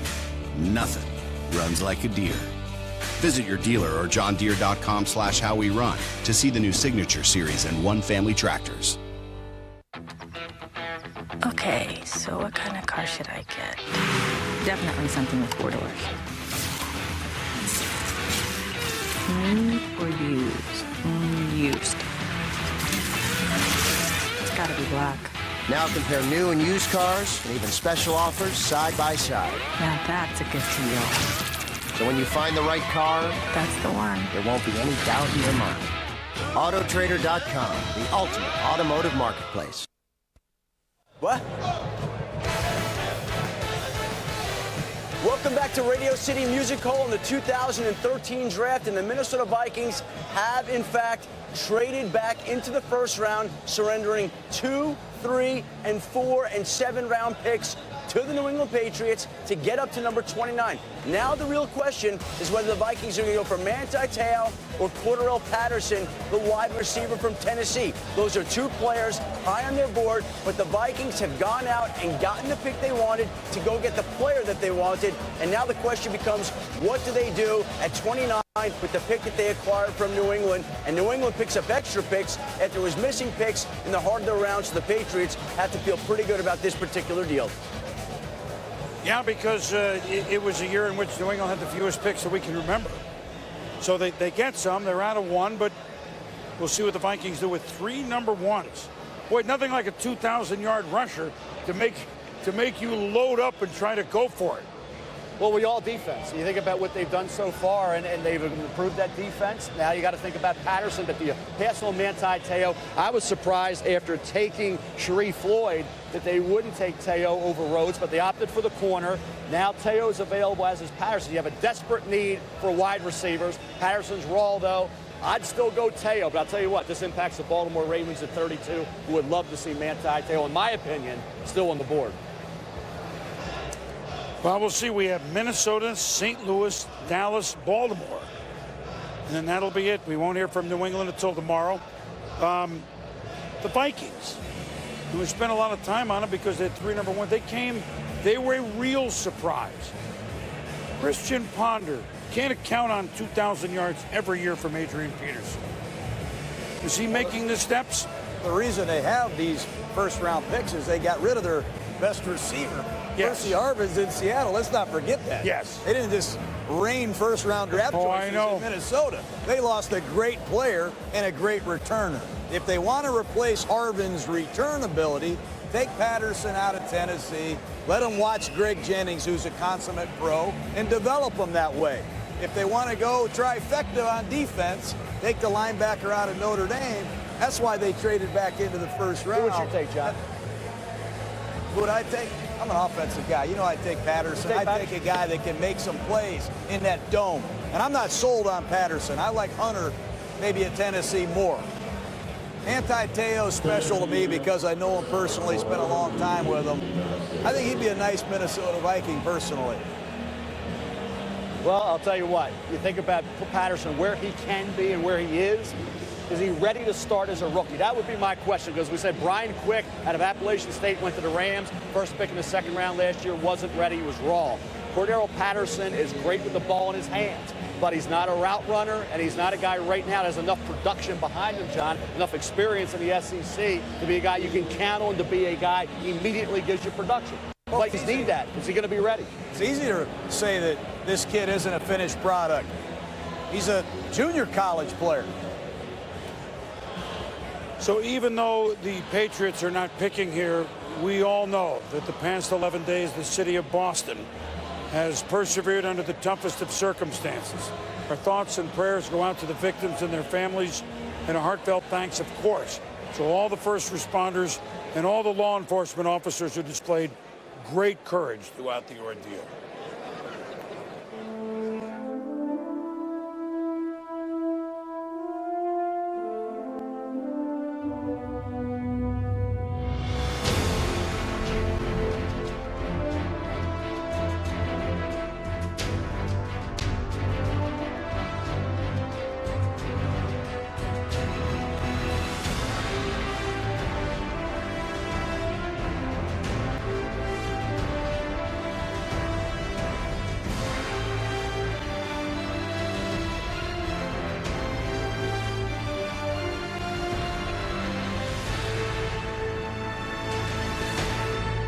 I don't know him at all.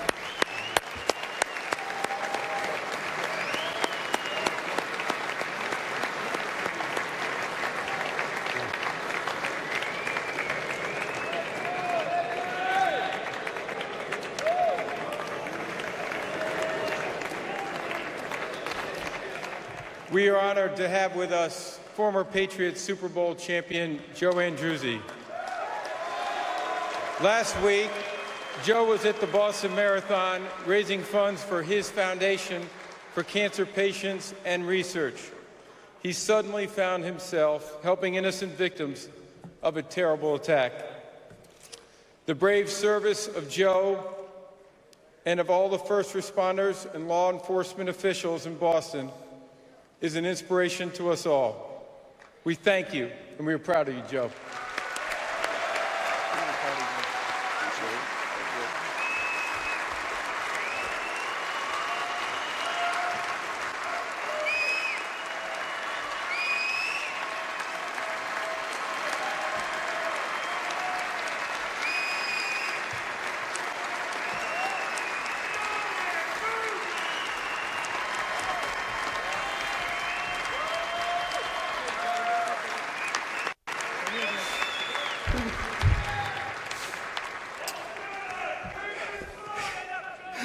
Today is a day filled with positive energy and excitement.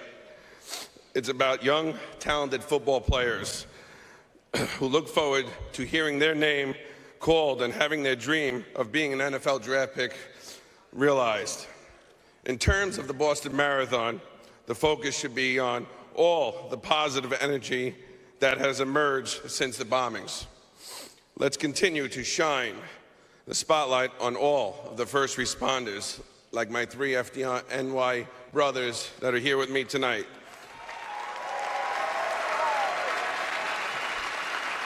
And all of the everyday citizens who jumped into action, plus the amazing survivors who have vowed to move forward in a positive direction, and all the countless acts of kindness that have been exhibited in Boston and around the country and globe. As our nation did after 9/11, we will return to normalcy. We will continue to enjoy the freedoms of our country. We will continue together in the hardest of times, as we did at the Boston Marathon, and show the goodness of people in the face of adversity.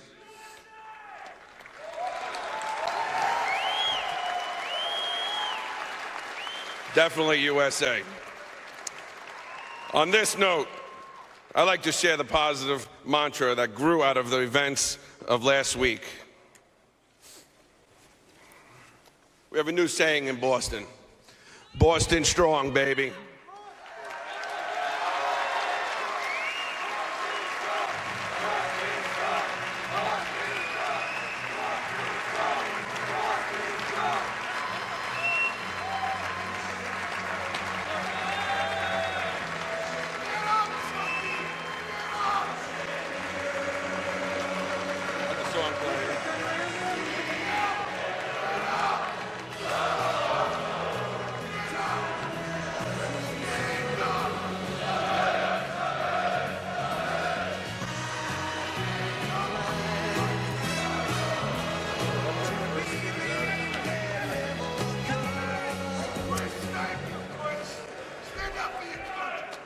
And now we didn't have a person to hand the jersey over to, but I'm standing here for the New England Patriots representing the Patriot Nation, and they have traded their 29th pick to the Minnesota Vikings.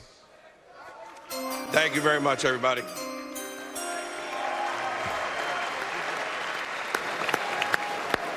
That's a great job, Joe, and that's a different family, and you're glad to have them on our side. I got to tell you that. Joe Andruzzi, of course, 3 Super Bowl rings with the Patriots. He mentioned his brothers, Billy Jr., Jimmy, and Mark.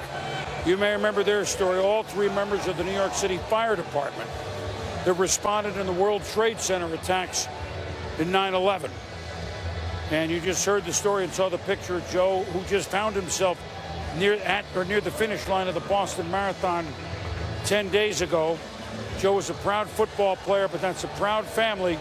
You remember him with the flag when they went back to play football a couple of weeks later, and that's a different family, but there are lots of families and folks like that in the United States. And again, fellas, you could be a Patriot, you could be whoever, whatever team. We're glad they're on our team. Question, all of them. Great people. So as he said, he wanted to give the jersey to somebody. 617, the Boston area code. He couldn't. It's the Vikings pick. With the 29th pick in the 2013 NFL Draft, the Minnesota Vikings select Cordarrelle Patterson, wide receiver, Tennessee. Well, you offensive coaches eventually get your wish. Boom, you look at the size, 6'2", about 216 pounds. Kid who can run into 4.4 range on a consistent basis. Heck of an athlete. Talk about raw, coming over from the JUCO ranks. Only 46 catches, but he averaged about 17 yards a catch. You look at the production, was it there? Well, after the catch in space, this kid is a guy that almost looks like a running back with the ball in his hands. Watch him here, and he'll make the contested catch. I think his hands are pretty good overall. He adjusts to some poorly thrown balls as well. Good body control. Look at the moves in the open field. This kid's 6'2", 216. You look at the ability here to change direction. That's running back type skills for a wide receiver. The route running, the attention to detail as a wide out needs to be developed. He only had 46 catches this past year. He's a kick returner as well. But here's a dynamic performer, John, with the ball in his hands. This is running skills you normally don't see from a wide receiver with his limited experience in the SEC. There's no question, with his hands on the ball as a returner, he can be outstanding. And they need to replace the production that they got from Percy Harvin. Percy Harvin won a couple games with his returns alone. But I see Patterson as a very raw prospect. I think he's got a long way to go. He dominated Georgia State, but not Georgia. He dominated Troy State, but not Alabama. And there's some things I think if you keep studying them, you'd agree, Mel. There are areas he needs to improve on. You just watch him run through the gauntlet at the combine. You know he's not a natural hands catcher yet. I see him body catch a lot of passes. And against Florida, here's a little fly stop. Watch the ball get in on his chest. He's got to reach and catch the ball in his hands. And he's dropped some balls in key situations. This ball could have won the Georgia game. Toss sweep against Alabama, 2nd and goal at the 8. He's got to improve his ball skills as a receiver. There's no question about it. And I think he is a raw route runner. Here, I don't know if he ran the wrong route or what happened, but he's got to compete and go make that tackle. He's got some growing up to do as a wideout. He's got a great role model in Greg Jennings. He's going to be an electrifying return man, but a work in progress as a wideout. John, it's a concentration issue, and if he can improve and eliminate the lapses in concentration that resulted in some of those drops, then he'll be a good player. St. Louis, Dallas, Baltimore, and that's all she wrote in round one when we return to New York.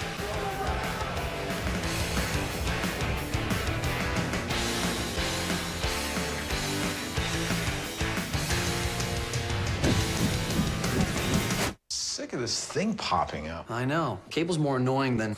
I shouldn't have to stop watching a show or cancel a recording. Cable's worse than... Totally. You need to upgrade to DirecTV and get the new Genie. She lets you record 5 shows at once. Wow.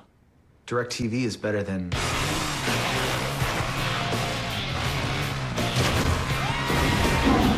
Record 5 shows at once with the new DirecTV Genie. Call 1-800-DirecTV.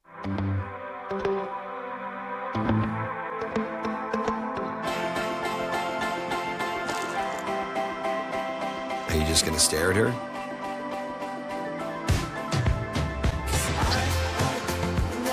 It was weird. Good weird. She tasted like Doritos and just wanted to do it again. The Cool Ranch Doritos Locos Taco.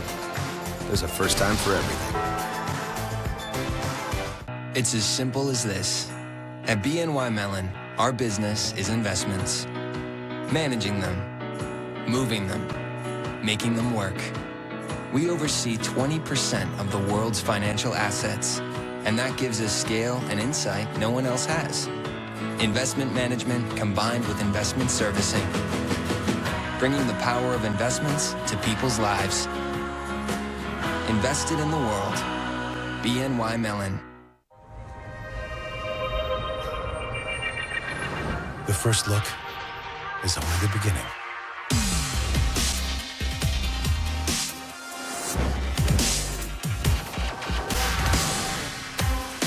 This is a stunning work of technology. This is the 2013 Lexus ES and the first ever ES hybrid. This is the pursuit of perfection. The beach is that way! Let's go! You have a reputation, Captain Kirk. I have a reputation. We will not fit. We'll fit! We'll fit!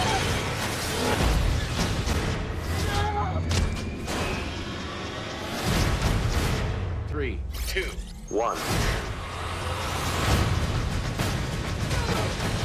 You coming with me or not? Star Trek Into Darkness, rated PG-13.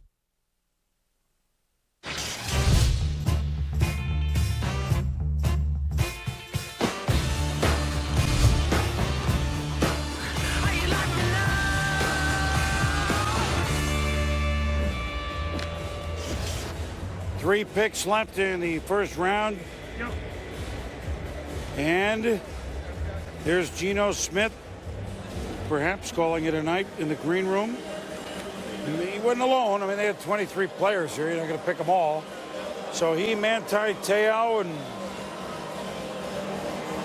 might they go? St. Louis, Dallas, Baltimore. Super Bowl champion Ravens. So those are the 3 picks left on the clock.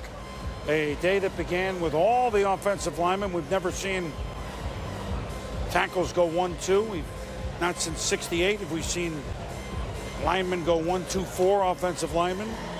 But we've only had one quarterback, a surprise. We don't have a running back yet. We had one back a couple years ago. That was Mark Ingram to New Orleans. Last time no backs, 1963. Could this be it? Rams.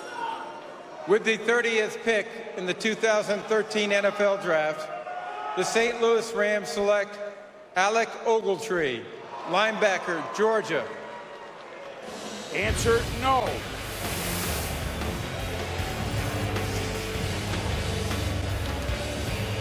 Certainly athletic, Mel. That's the thing with Ogletree, Boom. Former safety at 6'2.5", now 241 pounds. One of the most gifted athletes on that talent-laden Georgia Bulldog defense. This past year, production was very, very good. About 111 tackles. Kid didn't run quite as well at the combine as I thought he would. I was looking for 4.55 to 4.6. He ran 4.7. Vertical 33.5, did 20 reps. A pretty good strength for that size, but I think when you look at his ability and as far as coverage, his range overall, a lot of people thought he was going to be a will. And you think about James Laurinaitis at St. Louis, think about where Ogletree will fit in here with the Rams. That athleticism leads to some versatility. You can move him to the outside. He can obviously shows range against the run and the pass, flies to the football.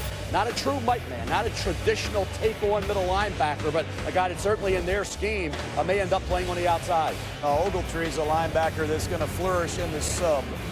They can take Jolon Dunbar or Hull out of the game and put him in and let him cover tight ends and backs out of the backfield. The one thing Ogletree can do is run you down, make lateral plays. But I don't see him as a take-on linebacker at all, but a very athletic pick. And Jeff Fisher will have some creative usage for him. So that's the scene with Alec. Shefty, what's your scene?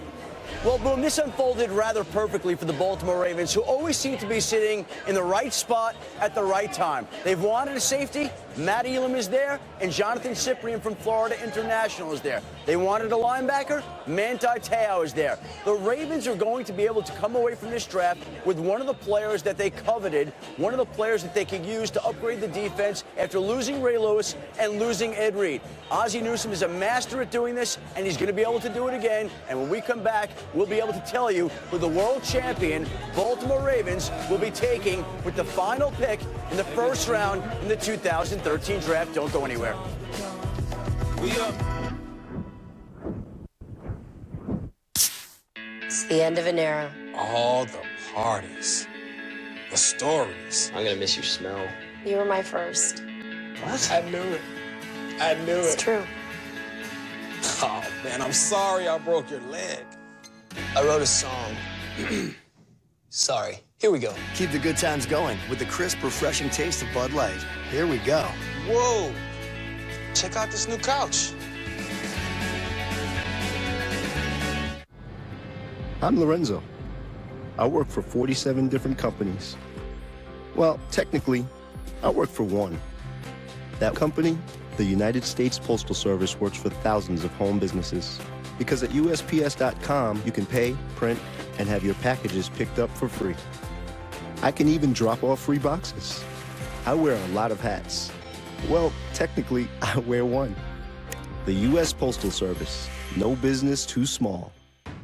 Take your pizza night from fun to phenomenal with Pizza Hut's new Crazy Cheesy Crust Pizza. This champion of cheese has 16 pockets filled with a blend of 5 cheeses. A large is just $12.99. There's only one Crazy Cheesy Crust Pizza, and it's only at Pizza Hut. Make it great. You may have to travel like this, but at Courtyard, you can stay like this and enjoy more of this and this. It's a new stay. Courtyard. The NBA playoffs on ESPN. Two storied franchises have their backs against the wall in pivotal Game 3s. Knicks Celtics at 8 Eastern. Spurs Lakers at 10:30. Tomorrow on ESPN. Hi, everybody. I'm Steve Levy. Coming up tonight on SportsCenter, we'll break down the winners and losers from the first round of the NFL Draft. LeBron leads the Heat to a commanding series lead, and Derek Jeter talks for the first time about his latest setback. Scott Van Pelt joins me for SportsCenter next. ESPN's coverage of the 2013 NFL Draft is presented by Bud Light, the official beer of NFL fans. Here we go. And in part by the film Star Trek Into Darkness, in theaters May 17th. And the U.S. Postal Service. Schedule your free package pickup today. So now the last two slots who are owned by the Super Bowl teams, but the NFC champion 49ers, remember, traded up to 18 for Dallas. Selection, they selected Eric Reid, the safety. So Dallas picks here, they pick up a Niners third-round pick. Dallas hopes that one day soon we can say that they're the NFC champs. Another 8-8 year under Jason Garrett. Only Arizona had a worse rushing attack. They throw the ball well. They just signed Tony Romo to a huge contract.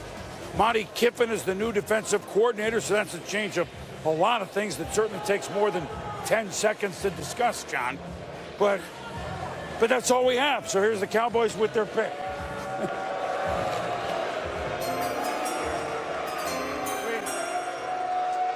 With the 31st pick in the 2013 NFL Draft, the Dallas Cowboys select Travis Frederick, center, Wisconsin. Well, they used 6 different centers last year. I wasn't sure if it was going to be Costa, Cook, or Kowalski, but obviously offensive line coach Bill Callahan, who's a former Wisconsin Badger himself, finds something he likes in Frederick. You know, he was on an offensive line last year with Kevin Zeitler, Peter Kahns. They run the ball with Monty Ball. There's a lot of good players at Wisconsin, but you have to like Frederick's athleticism. He doesn't run the fastest 40, but he does have functional football speed. He can get up on the second level. He can reach a nose. He can redirect in pass protection, and Dallas needs a center. John, left guard when Peter Kahns was the center. Then he took over in the pivot with Kahns moving on to the Atlanta Falcons as a second-round draft choice last year. You think about where the Monty Ball would be without a guy like Peter Kahns, and now certainly without Frederick, Kahns and Frederick, that tandem inside. The Dallas Cowboys' problems on the interior of the offensive line. You get a versatile kid in Frederick. Maybe a slight reach in terms of the way NFL teams may view this, but certainly a guy is a hole filler along the interior. And now the end of the first round of the Super Bowl champion, the Baltimore Ravens. Ray Lewis works for ESPN. Ed Reed is playing football for Houston. Many changes. Joe Flacco, a huge contract. Elvis Dumerville in. Again, we need more than 10 seconds to explain this, but here's their pick. With the 32nd pick in the 2013 NFL Draft, the Baltimore Ravens select Matt Elam, defensive back, Florida. Well, and we said Ed Reed is a Houston Texan. You heard Shefty talk about it. No, you know that if you're filling in what you're losing, Matt Elam is certainly no surprise here. You had to get down to Manti Te'o or Matt Elam. They opted to go with Matt Elam, a kid who's 5'9.5", 208 pounds. He can cover the slot guy. Versatile kid, John, in his past half the NFL. He'll hit you. He was a playmaker this past year. Came in highly decorated out of high school. Struggled initially, but really came on and had a heck of a season overall this past year. Intercepting passes, making impact hits in the deep patrol. Ran a 4.43 at the combine. 17 reps, 35.5 vertical, so he has all the skills you want from a standpoint of athleticism and speed and range, and he has the natural instincts to be a playmaker, John. Yeah, he started his career as a corner at Florida. He's been the captain of the Gators. He can play strong safety or free safety. I like that versatility, and he's a force in the alley. He'll come down and hit you. He's a Baltimore Raven. Well, like we said, so the Ravens, I mean, again, that's a long discussion of it. That's the lineup that'll take the field in Denver. Quite different than the one that we saw in Denver, not to mention the Super Bowl. But Ozzie Newsome, John Harbaugh, that organization, they got a great field, even though half the starters are different. So now we've ended the first round. John, you and I are toast. Yep. Mel will be here till next June. You got a couple players. So Manti Te'o, not picked. Alex Smith, only one quarterback was picked. No running backs picked. Haven't had that since '63. Real quick, a couple players you're looking for tomorrow, then I got a word. Kevin Minter, middle linebacker from LSU, to go along with certainly Manti Te'o. Think about where Geno Smith and Matt Barkley will come off the board. Jonathan Cyprien, an outstanding safety at Florida International. Menelik Watson, the right tackle at Florida State. Shamarko Thomas, safety at Syracuse. Some of their very good players still on the board. You know what? Like John Grisham writing his last novel, Mel and Kim Kuiper, they are printed the last, and we live on these.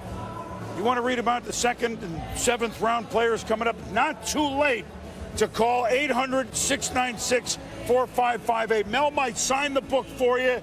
You're never going to see another one of these. This is a collector's item, and I got to tell you, Mel, it'll never be the same. Thank you both. I appreciate it. In the Library of Congress for the last time. Edition. Sports Center is next. Trey Wingo and company to take you from tomorrow night on. We'll see you soon.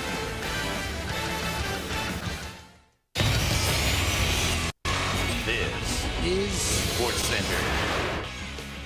Good evening. Welcome to SportsCenter with Steve Levy. I'm Scott Van Pelt. Leaves the draft is so much about whose names are called and the excitement about them, but tonight also a subplot, names that were not called.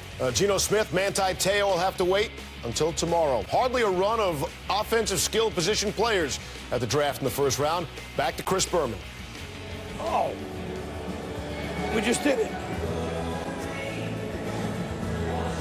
All right, guys, well, you missed us when we were gone for 20 seconds. It's like the Hotel California. You can check in any time, but you can never leave.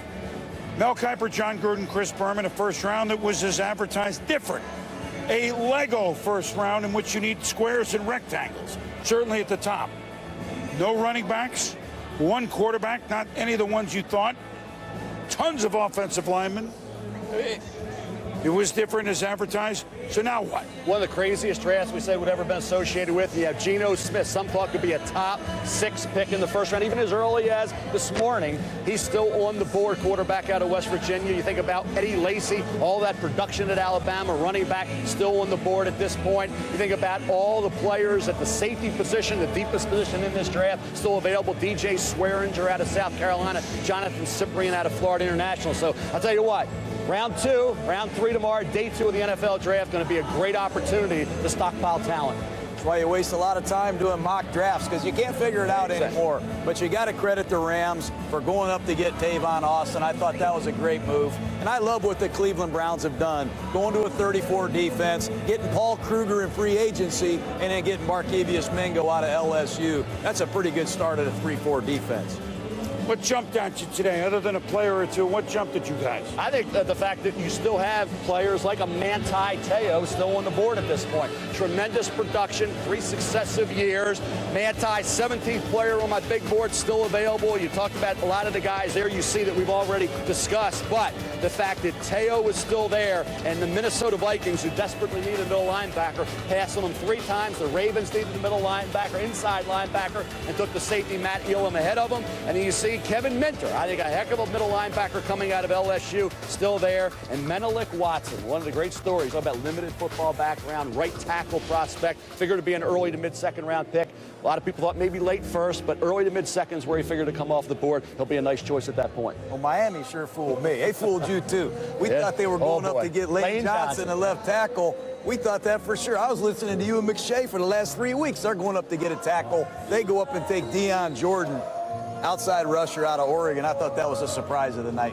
There are a lot of surprises, some of them not so pleasant. Susie Colbert was in the green room all night. 23 players. They all weren't going to get selected.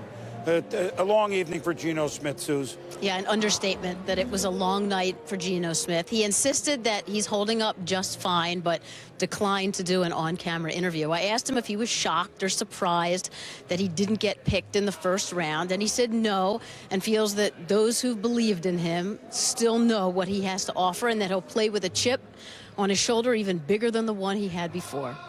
We saw him leaving. He told me he will not be back tomorrow. He's heading home. Mort, Adam, what can we look forward to tomorrow? Well, we know the Jaguars hold the #1 pick, and their general manager, Dave Caldwell, with a new head coach in Gus Bradley. This draft, from start to finish, even to undrafted free agents, where they think that a lot of guys will have a chance to make their roster, they want competition, not unlike what Gus Bradley experienced there with Pete Carroll in Seattle. It's going to be a competition all the way. You look at them at #1, and you say, wow, do they like a Matt Barkley? Will they bring more competition into the quarterback position? That's certainly one, but you've got all these other quarterbacks. Geno Smith, I don't know where he's going. Matt Barkley, Tyler Wilson, Mike Glennon, will he go to Arizona tomorrow in the top part of the second round? And we don't know on Manti Te'o at this point. Baltimore had a pick of 3 guys. They went with Matt Elam of Florida. And also, for the first time in a very long time, we didn't see any running backs go in the first round. Eddie Lacy, the defending national champion, Alabama Crimson Tide, still sitting on the board at a time when many people thought Eddie Lacy would be off the board. So tomorrow will be about some of the skill positions that we didn't see go today. Some of the wide receivers like Robert Woods at USC, Keenan Allen at Cal, and of course Eddie Lacy at Alabama. Some quarterbacks, some running backs, some wide receivers should go in the second round tomorrow, along with some cornerbacks. There are a couple of quarterbacks like Landry Jones and Tyler Wilson. Those 2 more of those guys. So should be a fun day, Boom. It always is. You know, until a day ago, not too many people were aware that the Chiefs were going to go Central Michigan's Eric Fisher and not Luke Joeckel. So maybe that was the tip. Not that that's that's a huge surprise when you do the homework on him, but until yesterday or last night, that word wasn't even sprinkling out there. So maybe that kind of curved the ball a little bit on what we saw in round number 1, fellas. I think Cincinnati getting Tyler Eifert, tight end from Notre Dame, gives them a heck of a weapon for Andy Dalton. I really like what the Bengals did. You had A.J. Green, you got Gresham, now you had Tyler Eifert, who was a steal in my opinion at that point, and Jarvis Jones going to Pittsburgh. They need an identity. Jarvis Jones will provide that at outside linebacker. It's always been a staple for that football team. Now to get a kid who can go after the quarterback. Head scratchers to me were the Jets taking Sheldon Richardson, a defensive lineman, when they had Wilkerson and Copels already. EJ Manuel going to the Bills over Ryan Nassib and Geno